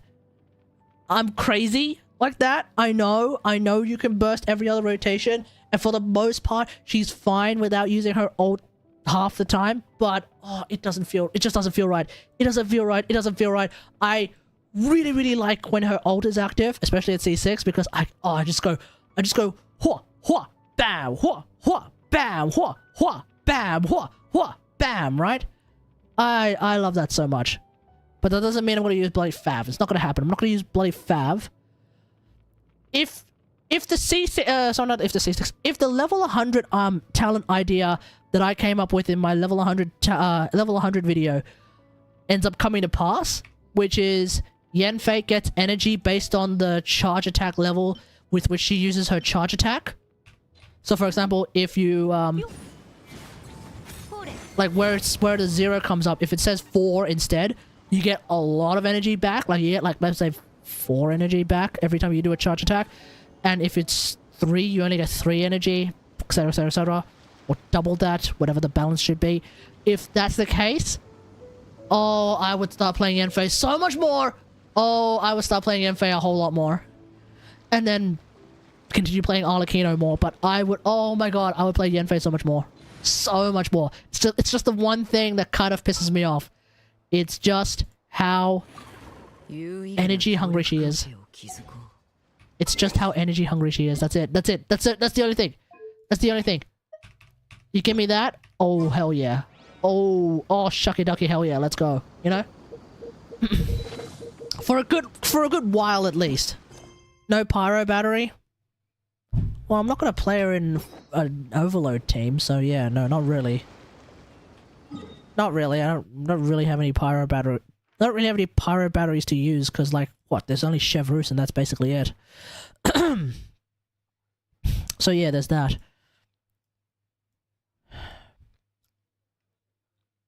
Her burst does give a shield, but unless you're playing tank Fae, her shield is not, like, her shield's not really all that relevant. So yeah, there's that. Tolma would be such a great character if his burst isn't 80. Agreed. I think. I mean, Tolma's fine. I mean, I don't really think Tolma's burst is even that hang on, let me think. Is it? Tolma's burst isn't really that expensive. I mean, what the hell else are you gonna build him on? Oh, I guess if you build him full EM, but even then, you can build him full EM, give him freaking rifle reward. That's actually not a bad idea. You get a team healer, you can actually just give him rifle reward and move on. That's actually not a bad idea. Actually, for real. Right, so let's say we give him a full EM build. I should probably build Tolma. I actually probably should build Tolma at some point. Like, he's actually not bad.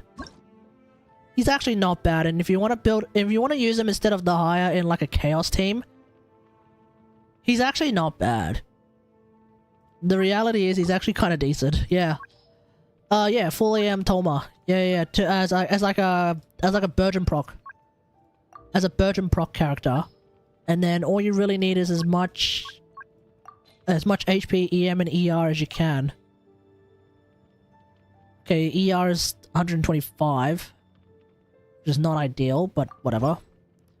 And then you give him rifle reward, right? You don't even need to... I mean, I guess...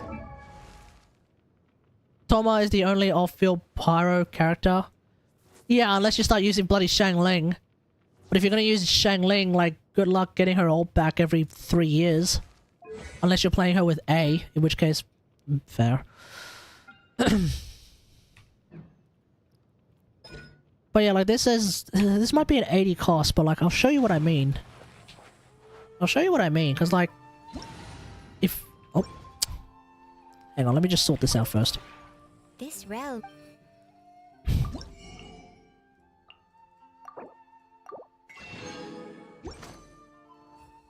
Let's get this done. If you ever... Okay, so if you were to... Because you have, like, rifle reward as a thing now, right? Because that's an option. It's pretty easy to get his ult back.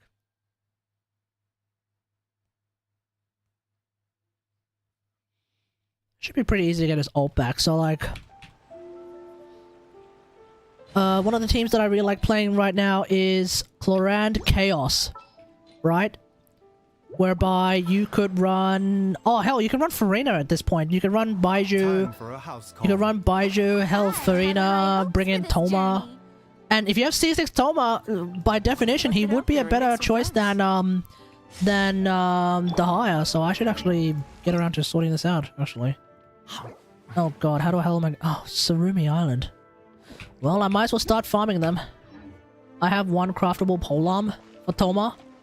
Well, you should be able to get rifle reward relatively easily, hopefully, maybe, I don't know. Sarumi Island, which one is that? Oh, it's this one. Okay. Oh, do I need Goro on the team? Christ. Okay, I might as well just farm them while I'm talking about it. Because, like, what mushrooms is it? I'm just gonna get him to level 80. I don't really care about his Honestly, I don't really care about his damage per se. If I really want to do that shenanigan, I'll get Hoyo Lab. If I'm really desperate for his actual damage, I would just use the higher. If I just build a full HP, I'm just worried about his ER. Keep in mind, you can try and get as much ER as you can from his substats. That's an option.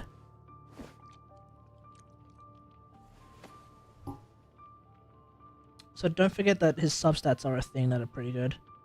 Where is Toma? Toma!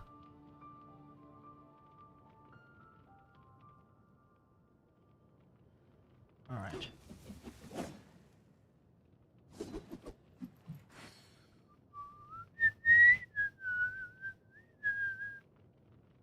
Okay. Every stream of mine.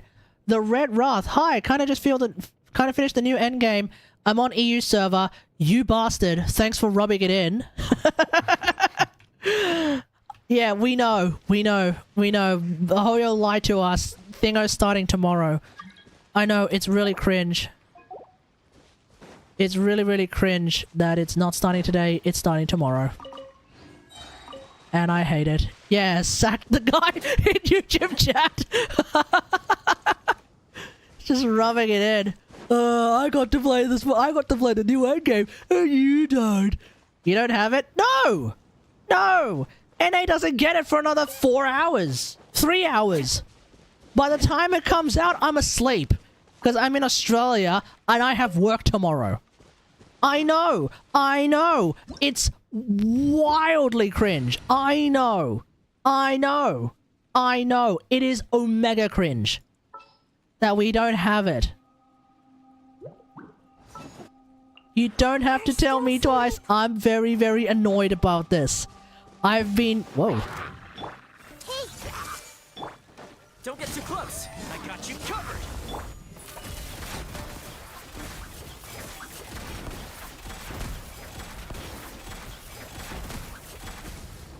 What are good artifacts for Toma? That entirely depends on what you want to do. See, look at how much of my ult look at how much of my ult I have left now. Like, that was a lot. Now, granted, we did just kill a bunch of hilichels, but I remind you, I only have 125 ER. Sorry, I'm French. I don't know every... Okay. 2 faux pas. Number 1, you rubbed it in our faces that you were already able to play the Imaginarium Theatre. And number 2, you're French. No, I'm kidding. I'm kidding.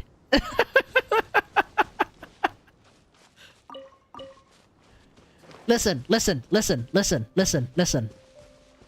C'est la vie, okay? In my defense, c'est la vie. Okay, we gotta move on.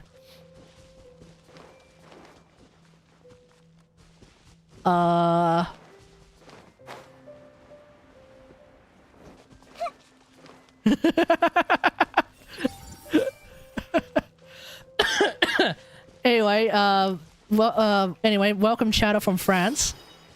I hear that your elections are about to be a complete dumpster fire. Good luck. May you survive that particular shenanigan. Preferably with your balls intact. Here's backup. Ready.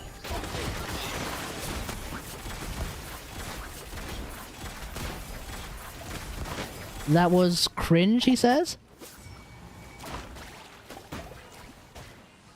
I can't read it because this... I can't read it because there's this damn thing. Oh! Wait, are they not showing up on the left side? Oh, god dang it! I made a mistake. The French cliche. Hey, it is what it is. I don't know that much French, mate. I forgot to swap over the thing. Sorry. Sorry, folks. One sec. Let me fix this. Because I'm gonna have to fix it for tomorrow anyway. Oui, oui, baguette. Oui, oui, baguette la baguette. True. Yeah, unfortunately, I don't even know any French phrases, actually. The funny thing is, in Australia, or at least in the high school that I went to, we did French for a term, which is 10 weeks. We did French for 10 weeks, I don't remember jack all from it, unfortunately. No. That's like the one thing I don't remember anything of.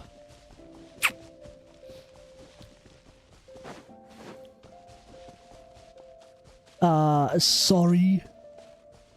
And excusez-moi. We don't get French speakers in this chat. So that's partly the reason why. I tried my DPS Dory in the theater mode, it was good. Oh. Okay. You know what? Victory will be. You know what? By saying that, you are redeemed. You are redeemed. Fair. Nice. You're a DPS Dory player. We like DPS Dory players. Mainly because I'm also a DPS Dory player, because DPS Dory is best story. Yeah, I would guess so, because this round's Imaginarium Theatre is supposed to be all about... He's still French. Hey, look, we can't do anything about that, okay? So we gotta make do with what we got, okay? Listen, we play with the cards we were dealt. And my man was dealt with the French card, and so what happened? He made up for it by being a Dory main, and you know what? Well done. He's a cool dude in my eyes. Don't get too close.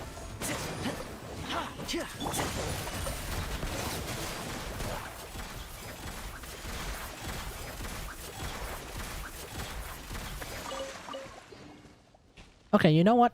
This is annoying me. I'm gonna bring back Baiju, and we're gonna bring back Farina.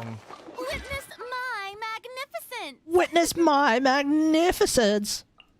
I guess the housework can wait. All right, I'm gonna continue with this shenanigan. Okay. But yeah, I would think that DPS Dory would be good, although it is very overload coded, so DPS Dory in an overload team does sound a bit more sus than usual. But hey, if it works, it works, you know?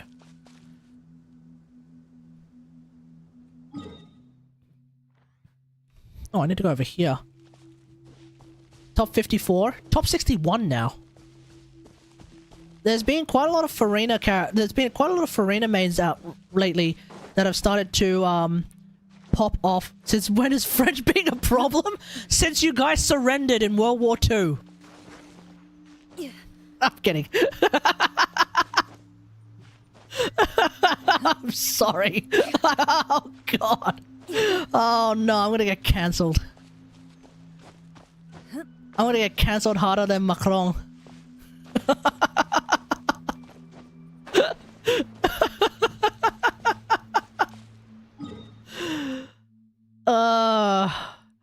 No, I'm not serious. Relax.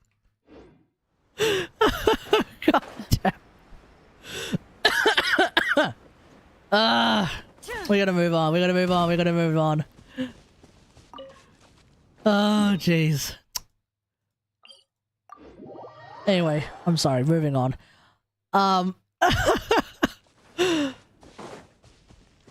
Where were we? What were we talking about? We were talking about Farinas.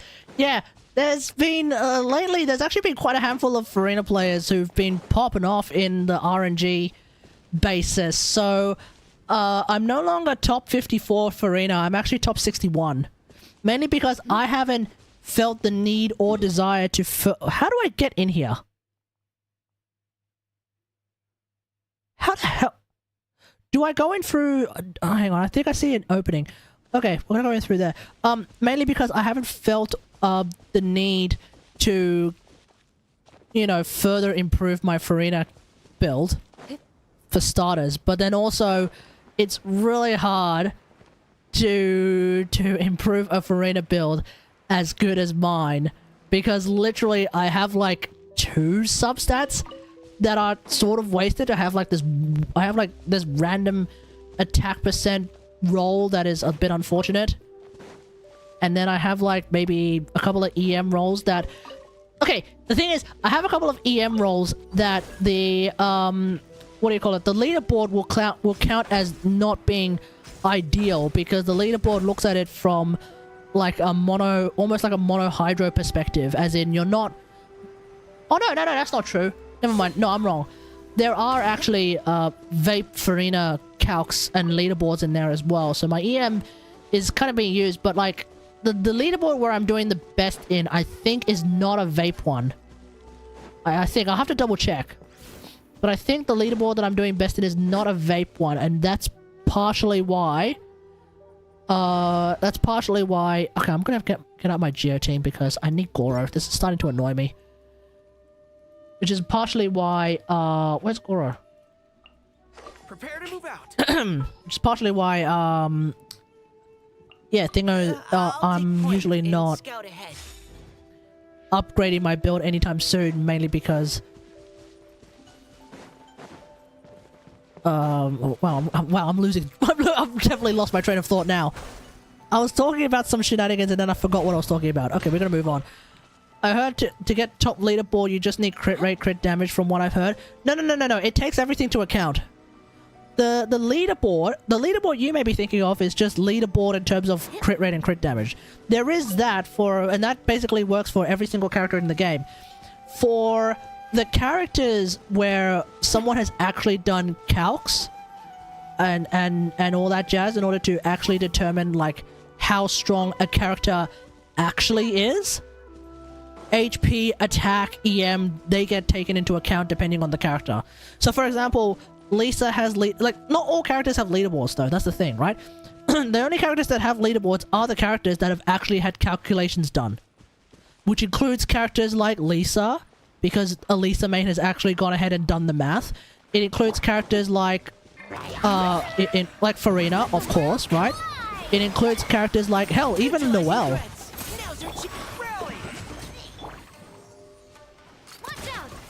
Like, even Noelle has had, calcs done, right? Navia's had calcs done. Deluke has had calcs done.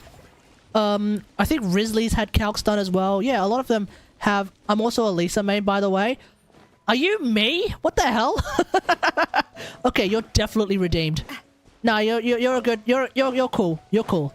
Chat, hear me out. The Red Wrath is henceforth cool. What top am I? What do you mean, what top am I? What the hell? What am I? Oh, I'm like top 1 point something %. I cannot break into the top 1% leaderboards for Lisa. Ironically enough, because there's not enough Lisa built in the leaderboard. So like, I'm so close. I'm so close. But try as I might, I cannot get... What the hell was that? Try as I might, I cannot for the life of me get top 1%. But I am like hella close. You had your chance. Good charge. Watch out! Watch out! But it's not to say that the Lisa leaderboards are like really competitive. It's just that there's not that many, meaning that you have to be in like the top 75 to even be top 1% to start off with, right? Is that kind of thing. Precision strike. Let's keep going, team. Pull it. Hey there! Like for some characters, there's a lot of entries in the leaderboard, which means you need to beat a lot of builds in order to be at the top of the leaderboard. But then for some characters, there's not that many builds, which on the one hand means you don't need to beat that many builds in order to be top 1%. But at the same time, there's not that many builds that are allowed to be in the top 1% because that's how proportions work. You know, that's how percentages work. So, yeah, it's kind of funny. It's a kind of two-pronged approach of like how these things work, and that's assuming you actually genuinely care. At some point, when you have like a top 1.5% build, for example, you kind of don't really need to care. Your build is pretty damn good. My Arlecchino, like there are characters that are like really competitive. For example, Arlecchino, because Arlecchino is at the present moment a particularly strong character, so a lot of people have built her, a lot of people have got her, and also when it comes to like, oh yeah, she's a really strong character in the that's in the opinion of people who care about the meta and all that jazz, and by definition would also care about like these kinds of things, Akasha leaderboards and shit like that, right? So a lot of Arlecchino players, being meta players, have built their Arlecchino and have put their Arlecchino builds on the Akasha, which means there's actually a lot of Arlecchino builds. I am a top 6% Arlecchino build. Or I have, not I am. I have a top 6% Arlecchino build. Am I going to try and make her better? No. No, I'm not. I am not going to actively continue to farm my Arlecchino. Why? Because she does a whole lot of damage already. She is absolutely perfectly fine the way she is. Top 6% is like still killing everything really, really damn quickly so long as you know how to play her. So like, yeah. At some point, you just gotta pick your battles. At some point, you gotta pick your battles. I wasn't even like super farming for my Farina build. I just put together a no, they don't. Constellations do not count. No, it only takes into account your artifacts and that's it. Your talent levels don't matter. Your weapon doesn't matter. For a lot of characters, they will have separate leaderboards for different weapons. Which means you can compare your builds to other builds in the context of completely different weapons, including weapons you don't even have. Constellations don't count. In fact, there are some characters, like, for example, Farina, who I believe has a Constellation 2 Crabaletta damage build, leaderboard. So that's a thing, right? Beginner's Proctor Arlecchino. No, that's not gonna happen. Weapons that are relevant to the character, of course, right? But, yeah, like, the thing about my Farina build, here's the funny thing about my Farina build, right? Before Farina came out, White Tassel Arlecchino, I think that might actually be one of them. Let me double check.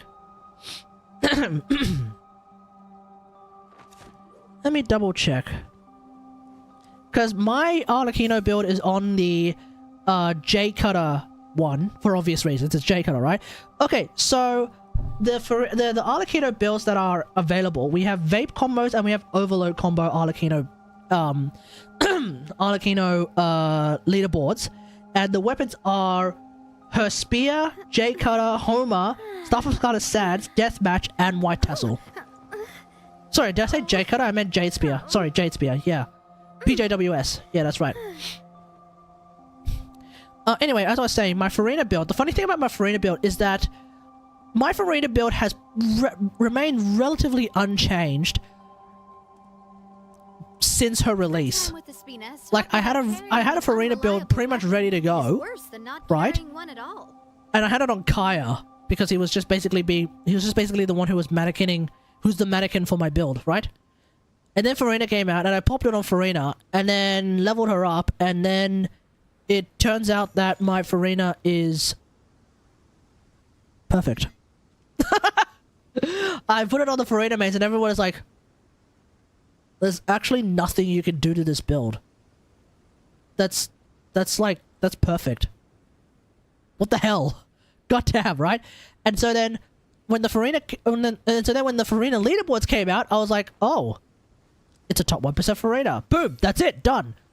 And then I got that, I think it was an HP cup that was like somehow slightly better than the old HP cup I was using. And then suddenly my Farina build is top 54. Anyway, enough of that. I got Farina C2. I'm happy. When I tried to pull a Constellation on her first banner, I lost 53 times. Damn, that's rough. But hey, I'm glad you got, congratulations on getting C2. As long as I have my friends with me. I don't have a good weapon though. For who? Nouvellette? Are you a Battle Pass user by any chance? Because Jade should be, is the way to go. Charge! Strike a pose! Precision strike! Umbrella warfare, I guess! You're not a, okay, if you're not that, I mean, there's Prototype Amber. Like, when it comes to, like, easy to get weapons, it's pretty much Prototype Amber. If you don't have Prototype Amber, then build Prototype Amber, because you can.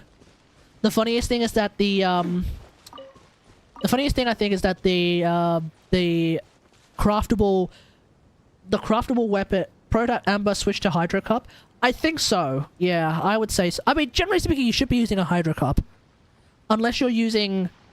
I mean, unless you're playing with Farina, in which case you could arguably not use a Hydro Cup. I think it's when you're not playing with Farina, that's when you should probably not be using a Hydro Cup. Sorry, when you are playing with Farina. What am I saying? When you're playing with Farina, that's when you should potentially not be using a Hydro Cup. And that's when you should use an HP Cup instead. If you're using Prototype Amber, you should definitely be using a Hydro Cup as a baseline. And then, even if you're playing with Farina, because it's Prototype Amber... Press the advantage. I'm coming at ya. Umbrella warfare, I guess. Oh, for real? Sorry, oh, no Hydro Cup for you. Damn. So first off, Neuvillette just straight up bodies Child in Archon Quest, and then he just steals Child's Hydro Cup. Wow, that's sad times for sad times for Tortellini. Alright, do I have enough mushrooms for Toma? Oh, I have way too many mushrooms. Okay, let's go and fight the Pyro Cube then. I do love Spina di Rosa. Mono Hydro time! Let's go! Okay, so for Mono Hydro, we'll do the Kokomi version of Mono Hydro. Why not? Why not? Why not? Why the hell not, eh? I knew you'd Oh, miss wait. me. What am I talking about? I'm sorry. What am I talking about? We can play Neuvillette. I forgot. When you're trying to fight the cube, let's just use Neuvillette. Okay, where is the damn cube? Mono Hydro versus the cube. Why not just use Neuvillette? I only use the chart for the bonus normal attack on level 1 passive. Yeah. I'm gonna build Xin Yan starting today. I'm gonna main her too. Oh, hell yeah, dude. Let's get down. Have you figured out how you want to build Xin Yan? Is this code? It would be code if code time travel from the past. It would be. I haven't thought about OK code in so long. Yeah, it would be OK code if code traveled from the past. Yeah. I have Xin Yan at level 80. I don't really know what I want to do with her. But regardless, I think she's cool.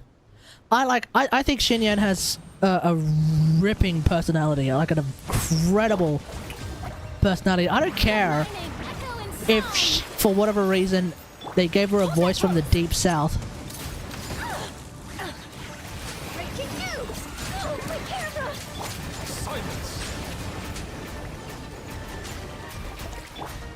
Into the wind.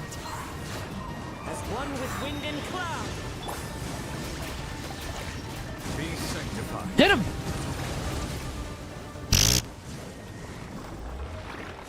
Alright, moving on. Oh yeah, I have this. The problem is I don't have a weapon for her.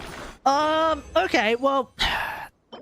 There's I've thought of... I have like 2 ideas when it comes to weapons for her.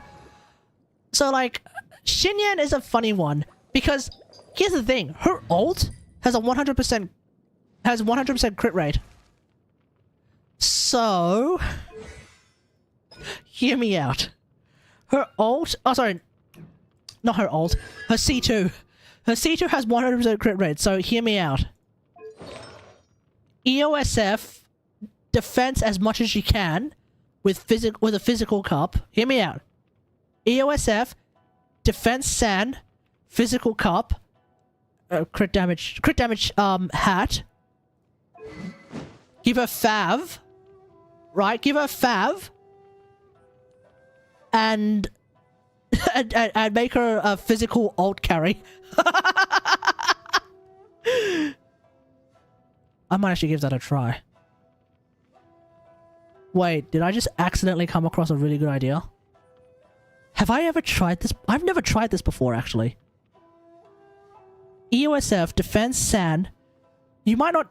I don't know, you might not even need... Either defense sand or ER sand. This one I'm not 100% sure about. Physical Cup, crit damage hat, play with Goro. Defense stand probably is a good idea. Oh, no, no, no. Oh, no, no, no. You don't need it. You don't want a defense stand. Sorry, not defense stand. You don't want a defense stand. The reason why you don't want a defense stand is because the whole defense thing is specifically for C6 shenanigans and shield strength. No, no. You actually want either an attack stand or an ER stand. So maybe EOSF, ER stand, defense, ER stand, physical cup, crit damage hat. Hold up. Xinyan ain't Noelle. Xinyan is Noelle. What do you mean? Decrease C6. Decrease stamina consumption of Xinyan's charge attacks by 30%. Additionally, Xinyan's charge attacks gain an attack bonus equal to 50% of her defense. What do you mean? Xinyan is Noelle. She's physical Noelle in that regard. The thing is, her ult, the damage of her ult, she doesn't heal? No, she doesn't, but she does have a shield. The problem is, Xinyan's ult is strictly attack focused, which is kind of annoying. That's like one of the annoying things about her, is that her ult is strictly attack scaling. So if you want to play like quick swap, ult DPS, ult nuking, I don't know how far you can go with this, but I'd love to see it. I think EOSF, ER, physical, crit damage, because you don't need crit rate. If you have C2, you actually don't need crit rate. That's so good. And you run friggin' I'm sorry. And then you run Fav. I mean, you could run a DPS weapon on her. You could totally run a DPS weapon on her, like Red Horn. Maybe not Red Horn. Wolves, if you have it. Wolves would be good. Red Horn should still be good anyway, but like Red Horn would be more for spin to win Xinyan. But like Akumaru could be perfectly good too. Yeah, Akumaru, Fav, maybe not White Blind. Luxurious Sea Lord, Joel could be good. Because you don't need crit rate, I probably wouldn't recommend Serpent Spine. But Serpent Spine should be pretty good anyway. But you don't need the crit rate, so... Fuck, I might actually want to try this. I should have a look into that myself, maybe someday. But yeah, there's an idea. Maybe I'll save my Primos for another Ito rerun and pull Ito's weapon for her. The only thing about that is that if you want to play ult-based Xinyan, this might not be the deal. This might not be the go. Only, and I say this only because her defense is increased by 28%. Her normal charge attack damage bonus is increased by 40% of her defense, which is great if you're playing spin to win Xinyan. But if we're trying to play ult burst Xinyan, then maybe not. But the crit damage statistic is a pretty big deal too. That is true. The crit damage statistic is a pretty big deal, and I guess if you're playing EOSF, it doesn't really matter, but at the same time, attack is kind of important if you're trying to do that. I don't know, it's weird. I don't know, it's kind of... Ah! Wait, hold on! Does Xinyan still have that thing? Hold on. No. Maybe I'm wrong. Wait. No. Hold on. There is actually a thing that I remember from a long time ago in a galaxy far, far away when it came to Xinyan. Xinyan had this really hilarious thing where somehow, if you do a charge attack when you have C6, the attack bonus actually gets registered. First off, the attack gets registered on your attack stat, and then it actually sticks around for like a split second.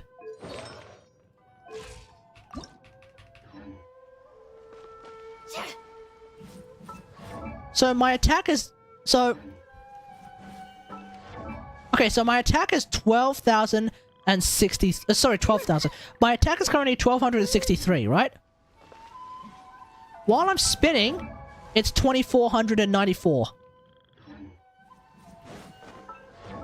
And then it disappears, but it disappears very quickly.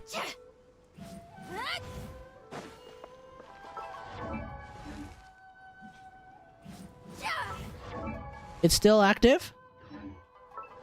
It's still active? It's still active? It's not active. But I bring this up. I bring this up because I think there is supposed to... I remember there is supposed to be this way where you do a charge attack, and then as you're finished doing your charge attack, you ult. So, hear me out. Let me cook. Hold up, let me cook. I have high hopes for the. Okay, hold on. Let me cook. Really? The fuck? Why?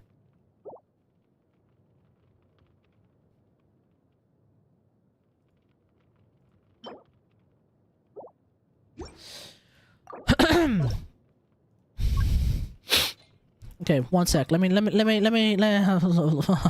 Let me cook. Oh, wallah, let me cook.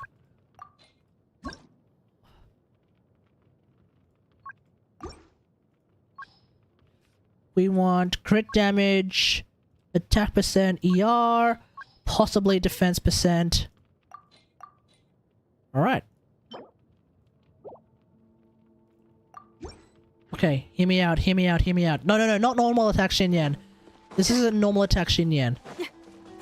Oh, dang it. Okay, we need to fight. Okay, I'm gonna fight Masanori. Screw it. We're gonna do this against Masanori. Yeah, 273 crit damage.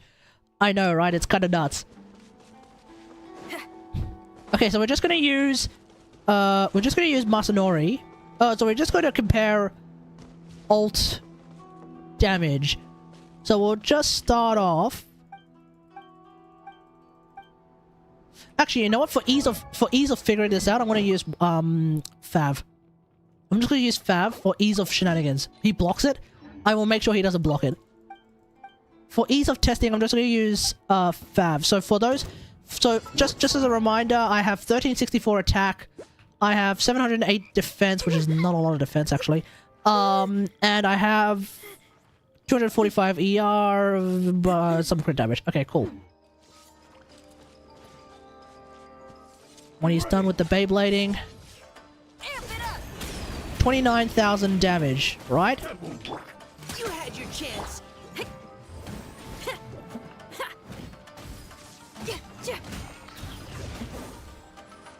Feel the beat.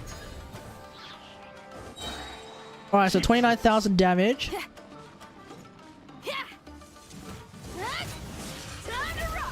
33,000 damage. There it is. Yeah. I knew it. Yep. So that's the thing. If you do a charge attack, and then just as it's gone, you do your ult, you do more damage.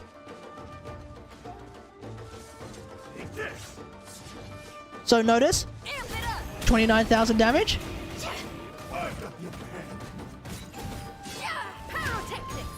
Yeah, that's how it works. So Red Horn is actually pretty good then. Sorry, so I was actually wrong. Okay, ready? Oh no, we'll wait for the Beyblade. And then we do this. My attack has gone up by a bit, so it's not a huge increase right now because my build is scuffed. But it's not a huge increase, but either way, right? It's 1717 attack. Oh, I screwed it up. Okay, that one I screwed up. Precision strike.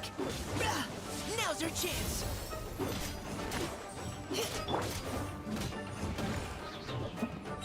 Okay, here we go. There we go, 33. Yeah, so that's how it's done. The concept...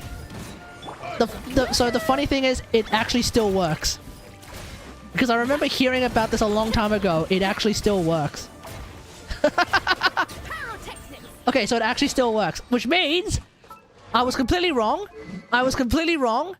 Red Horn is an option. Defense Sand is an option. Okay. Let's start again.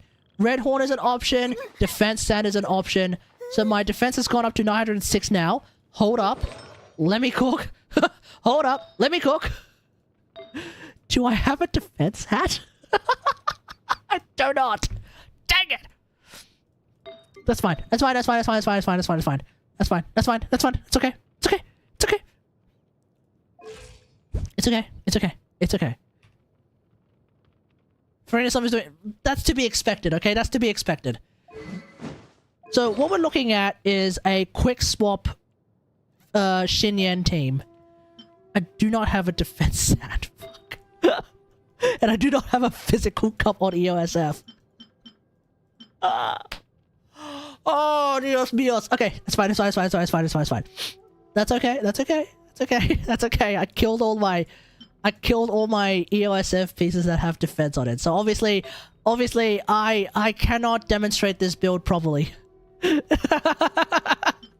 Oh, I guess I could use this. Oh, that has a lot of crit rate though for no reason, so... that's kind of cringe. I already have like 200 something crit damage, whatever, who cares. Okay, sweet. Okay, so I have... No, I have 1,000... Okay, I have 1,000 defense. Okay, cool, whatever, it's fine. It's fine, it's fine, it's fine, it's fine, it's fine, it's fine. Alright, so...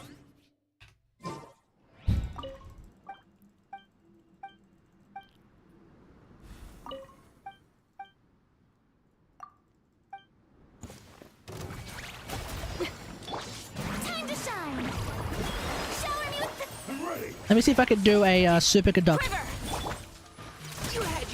Oh hell yeah, I can do a superconduct as well.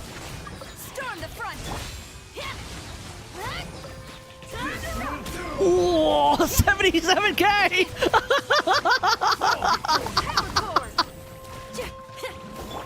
Precision strike. Let's just say, my man. Let's just say this Xinyan is cooking.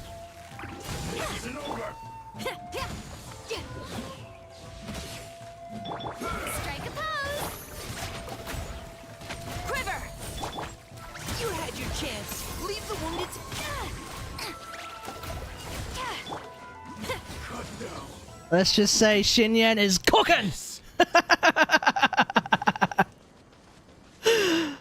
Oh.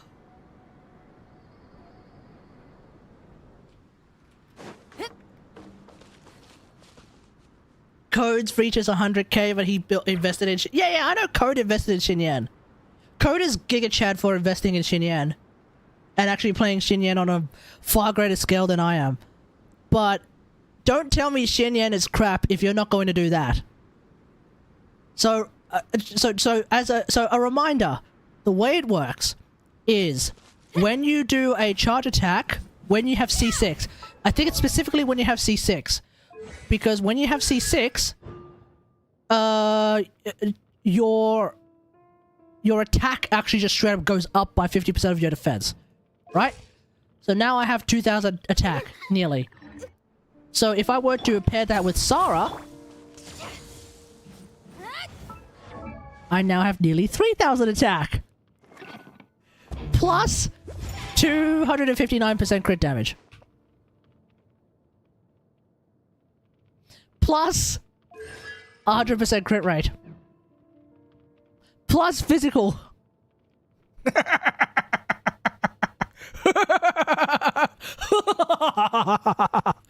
Yeah. Is the battle pass weapon good for... It should be. I mean, again, like, the only issue that I would probably say is okay, maybe I might actually use this then. The only issue I would have with that is just that, like, the crit rate that you get on it is kind of doo-doo. I mean, still, you get to do, like, if you have R5, you do 50% damage, so that's actually kind of cool. So you get a 50% damage bonus, which could be good depending on your team. Like, if you have Farina, then I guess it's kind of losing value. You know what I mean? If you're playing with Farina, then you're kind of losing value. If you're not playing with Farina, then you're not losing value, I guess.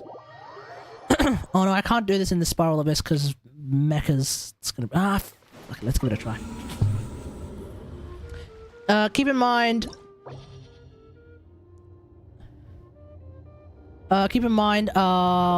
mechas have physical damage resistance.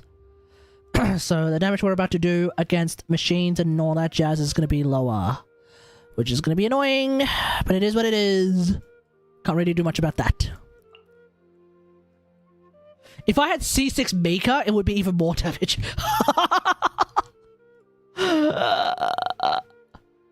If I had C6 Mika, I would be playing physical Aloy like significantly more as well.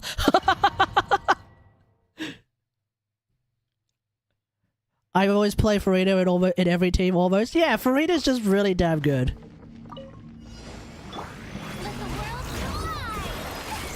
Strike! Precision strike! Now's your chance! No turning back! Strike locked in! I don't even know how much damage I did!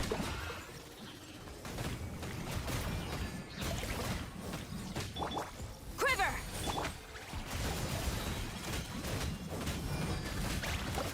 We're gonna do that again. I just want to see the ult damage.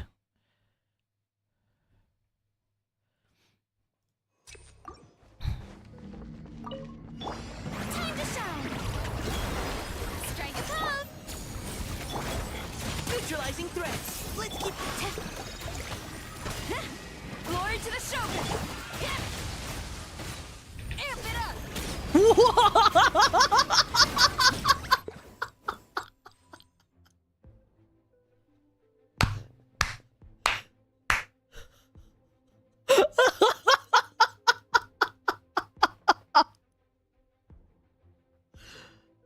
100k.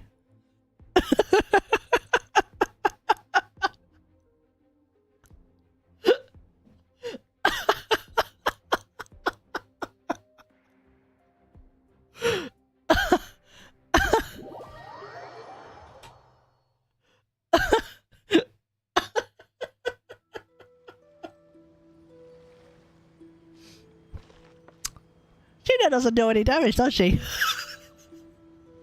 Shut up. Shut up. People just don't know how to play Xinyan. This is not necessarily how you play Xinyan either, but shut up. Oh, that was great. Oh, we love that. We love to see that. That was fantastic. Oh, that was funny.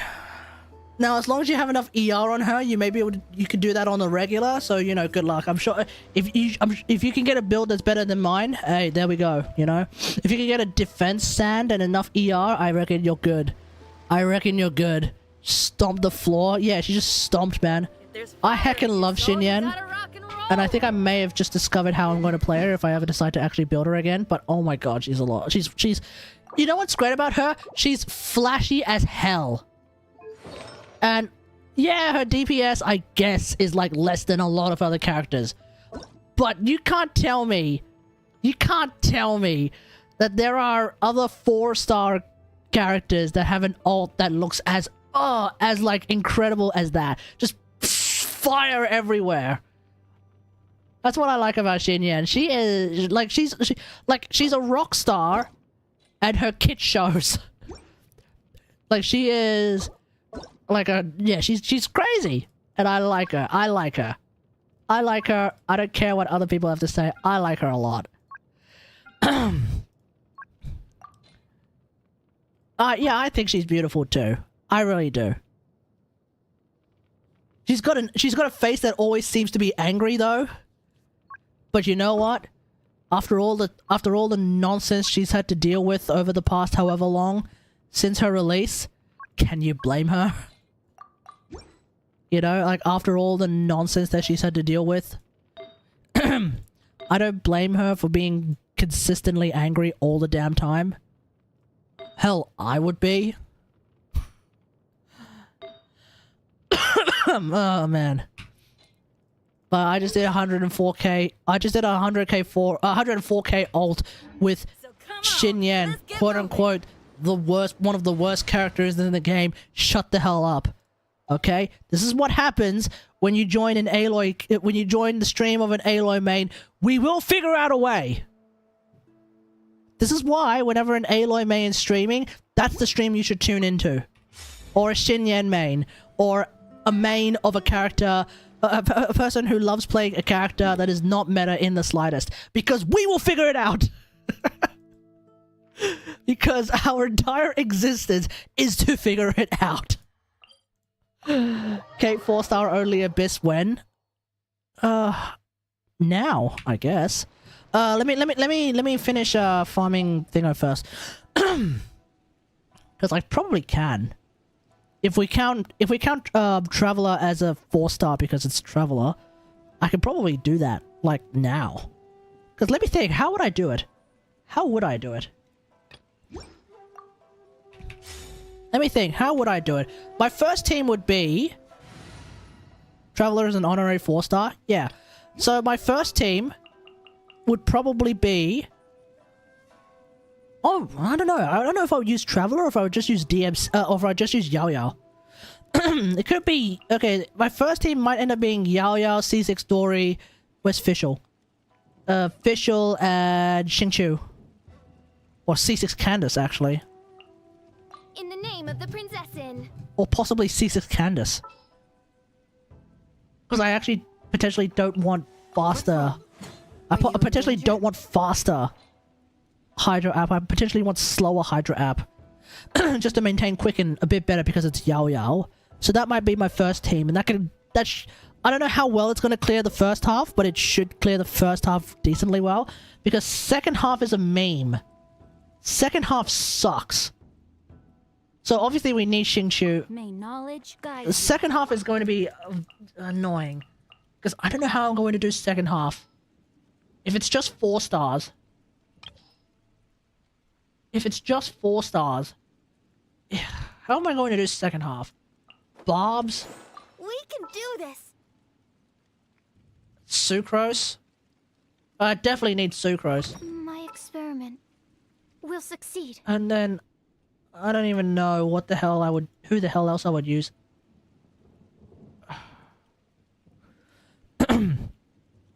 Don't forget Constipated Beast. Yeah, Constipated Beast as well. Possibly Yunjin.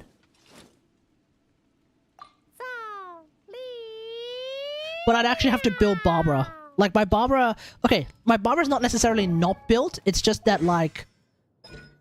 I'm not doing anything with her. No, I mean, I guess it won't matter because I'm using Yunjin, so it doesn't really matter. But, like...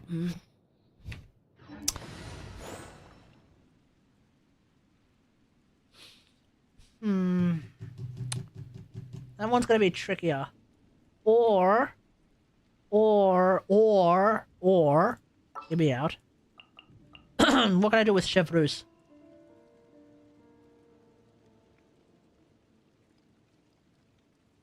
Wait, that might be it. What can I do with Chevreuse? Because... Wait, that might be it. Okay, first team is gonna be Lisa with... Lisa, Chevy... Armed and ready. Lisa, Chevy, Sarah... Wiki all the way. Lisa, Chevy, Sarah, Shangling. I should be able to take out the first half pretty easily. And then the second team... And then the second team might actually be... Yao Yao... Yao Yao, Dory... Fischl, Xingqiu. Don't fear. Yao Yao's here. I might actually be able to clear that with that. I don't know. I don't know. I don't know. Buff with Yunjin? Yeah. At that point, it doesn't really matter what level your normal attacks are. Yunjin sorts it out. Yeah, maybe because Overload is a thing that I can just do. I don't know how well it's going to be. Yoo-hoo! Let the world come alive! Smile!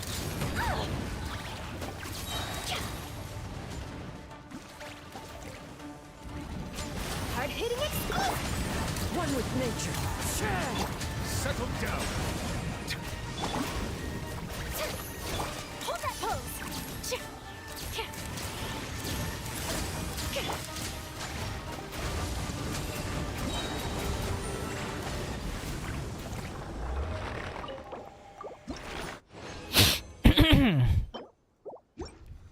Is Charlotte considered off-field cryo app?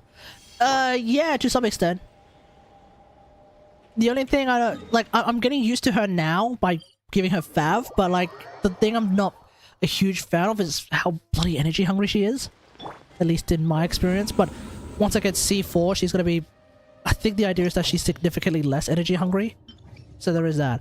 Alright, I mean, let's give it a try. I don't know how well this is going to turn out. But, you know, who knows? Maybe it's going to turn out okay, but I'm maybe huffing and... I may be huffing some serious copium at that point. Official and Xingqiu. Alright, let's do it. It all returns to EOSF. Yeah, well, I'm actually using 2-piece attack. Which is not really all that great when you have bloody... Hands where I can see 'em. Oh, that did not... No, I aimed at the wrong enemy. Oh, that was so dumb. Let's do that again. The hell? Come a little closer. Let's spark things up a little. Justice will prevail.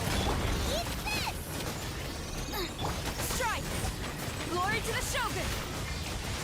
Come a little closer. He.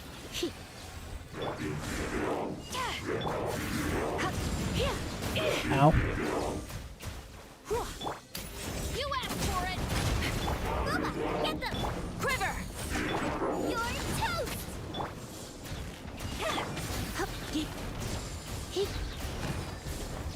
You're in for a little shock. Surrender and I'll be gentle. Flash. Storm the front. Nice and spicy! Justice will prevail. Fight 'em.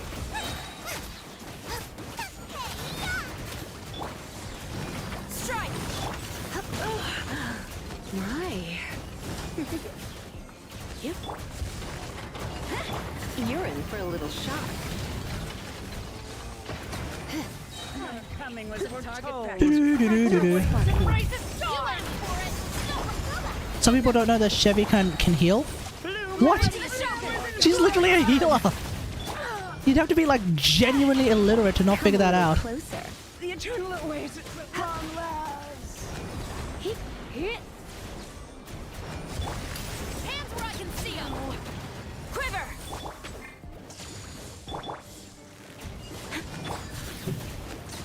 Okay, well, first side was actually not too bad. Okay, this side's gonna be rough.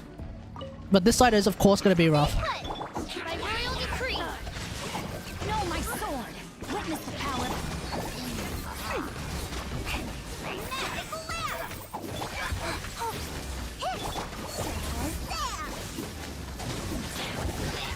Wings of darkness! Come, sever night from...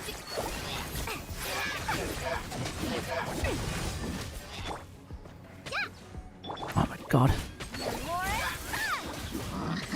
Rain outlines your fate. Rain cut. Okay, if I don't clear this side, if I don't clear this chamber, I think that's kind of par for the course. I would be shocked if I can, because, you know, pyro shield's very annoying. Not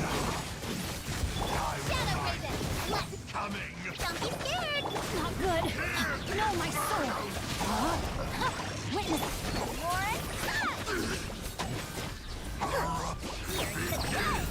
What the hell?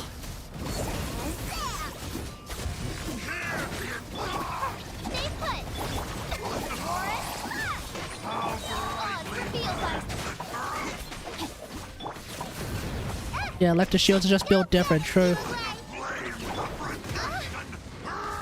Wings of darkness! Know my sword. Let me weave you a verse. Yeah, I can't clear this bloody shield nonsense. So let's not take that into account. Let's just see how well I go with the other sides. Breaker!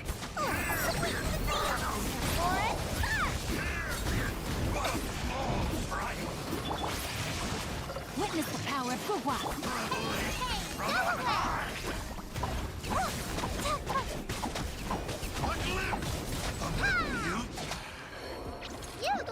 You're up! By royal decree!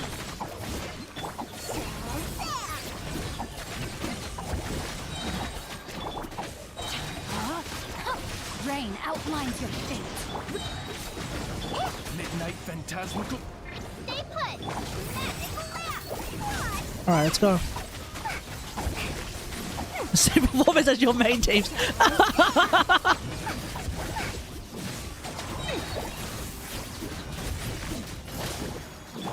Odds revealed by. Witness the power. You blade. Yeah. Lauren. Let's sweeten the deal. Okay. Bloody electric shields. We're not gonna worry about that because bloody electric shields are very memeing and very annoying. Let's just see how we go with the rest of this. You're in for a little shock. He come a little closer.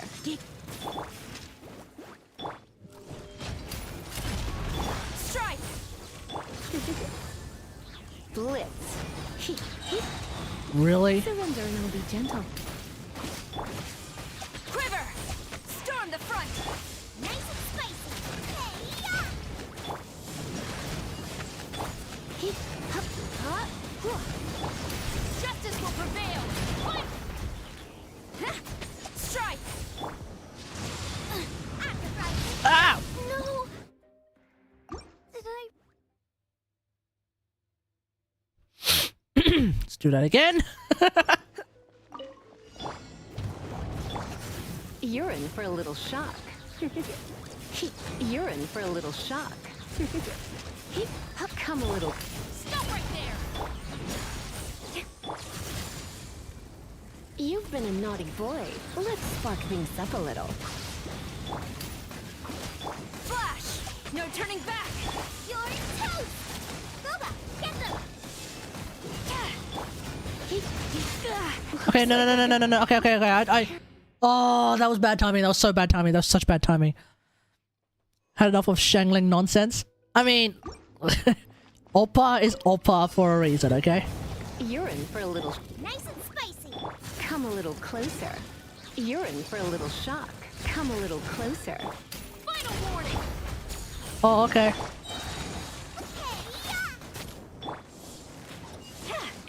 You're in for a little shock. Blitz. Surrender and I'll be gentle.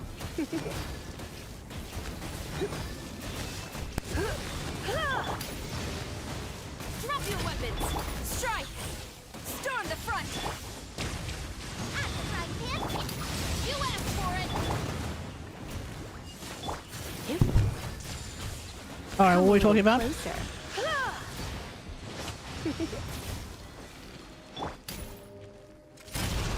Oh. Nice and spicy.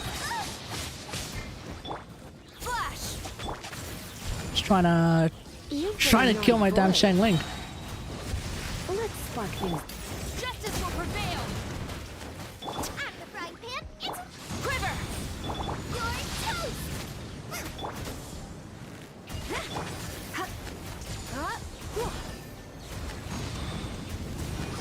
Ooh.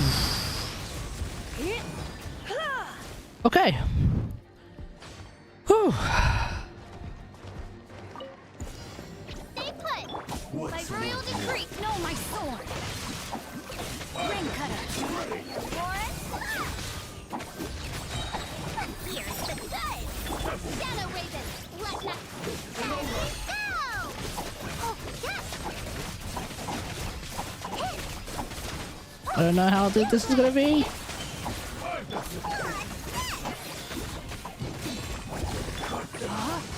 Oh no! Witness the power. Okay. Anyway, no. It's way too dank. I'm gonna have to actually spend time to try and figure it out, but doesn't matter. I could probably do it with DMC actually, because I get so much energy anyway. I probably don't have to use Yao Yao. Anyway, we're gonna call it a night. I'm getting a bit tired. Thanks for watching, everyone. Hope you guys enjoyed this stream. If you did, don't forget to follow. Feel free to sub if you're watching on YouTube now or in the future. Don't forget to like, share, and subscribe. And until next time, I will see you guys later. Thanks for watching. No theatre. Bye bye.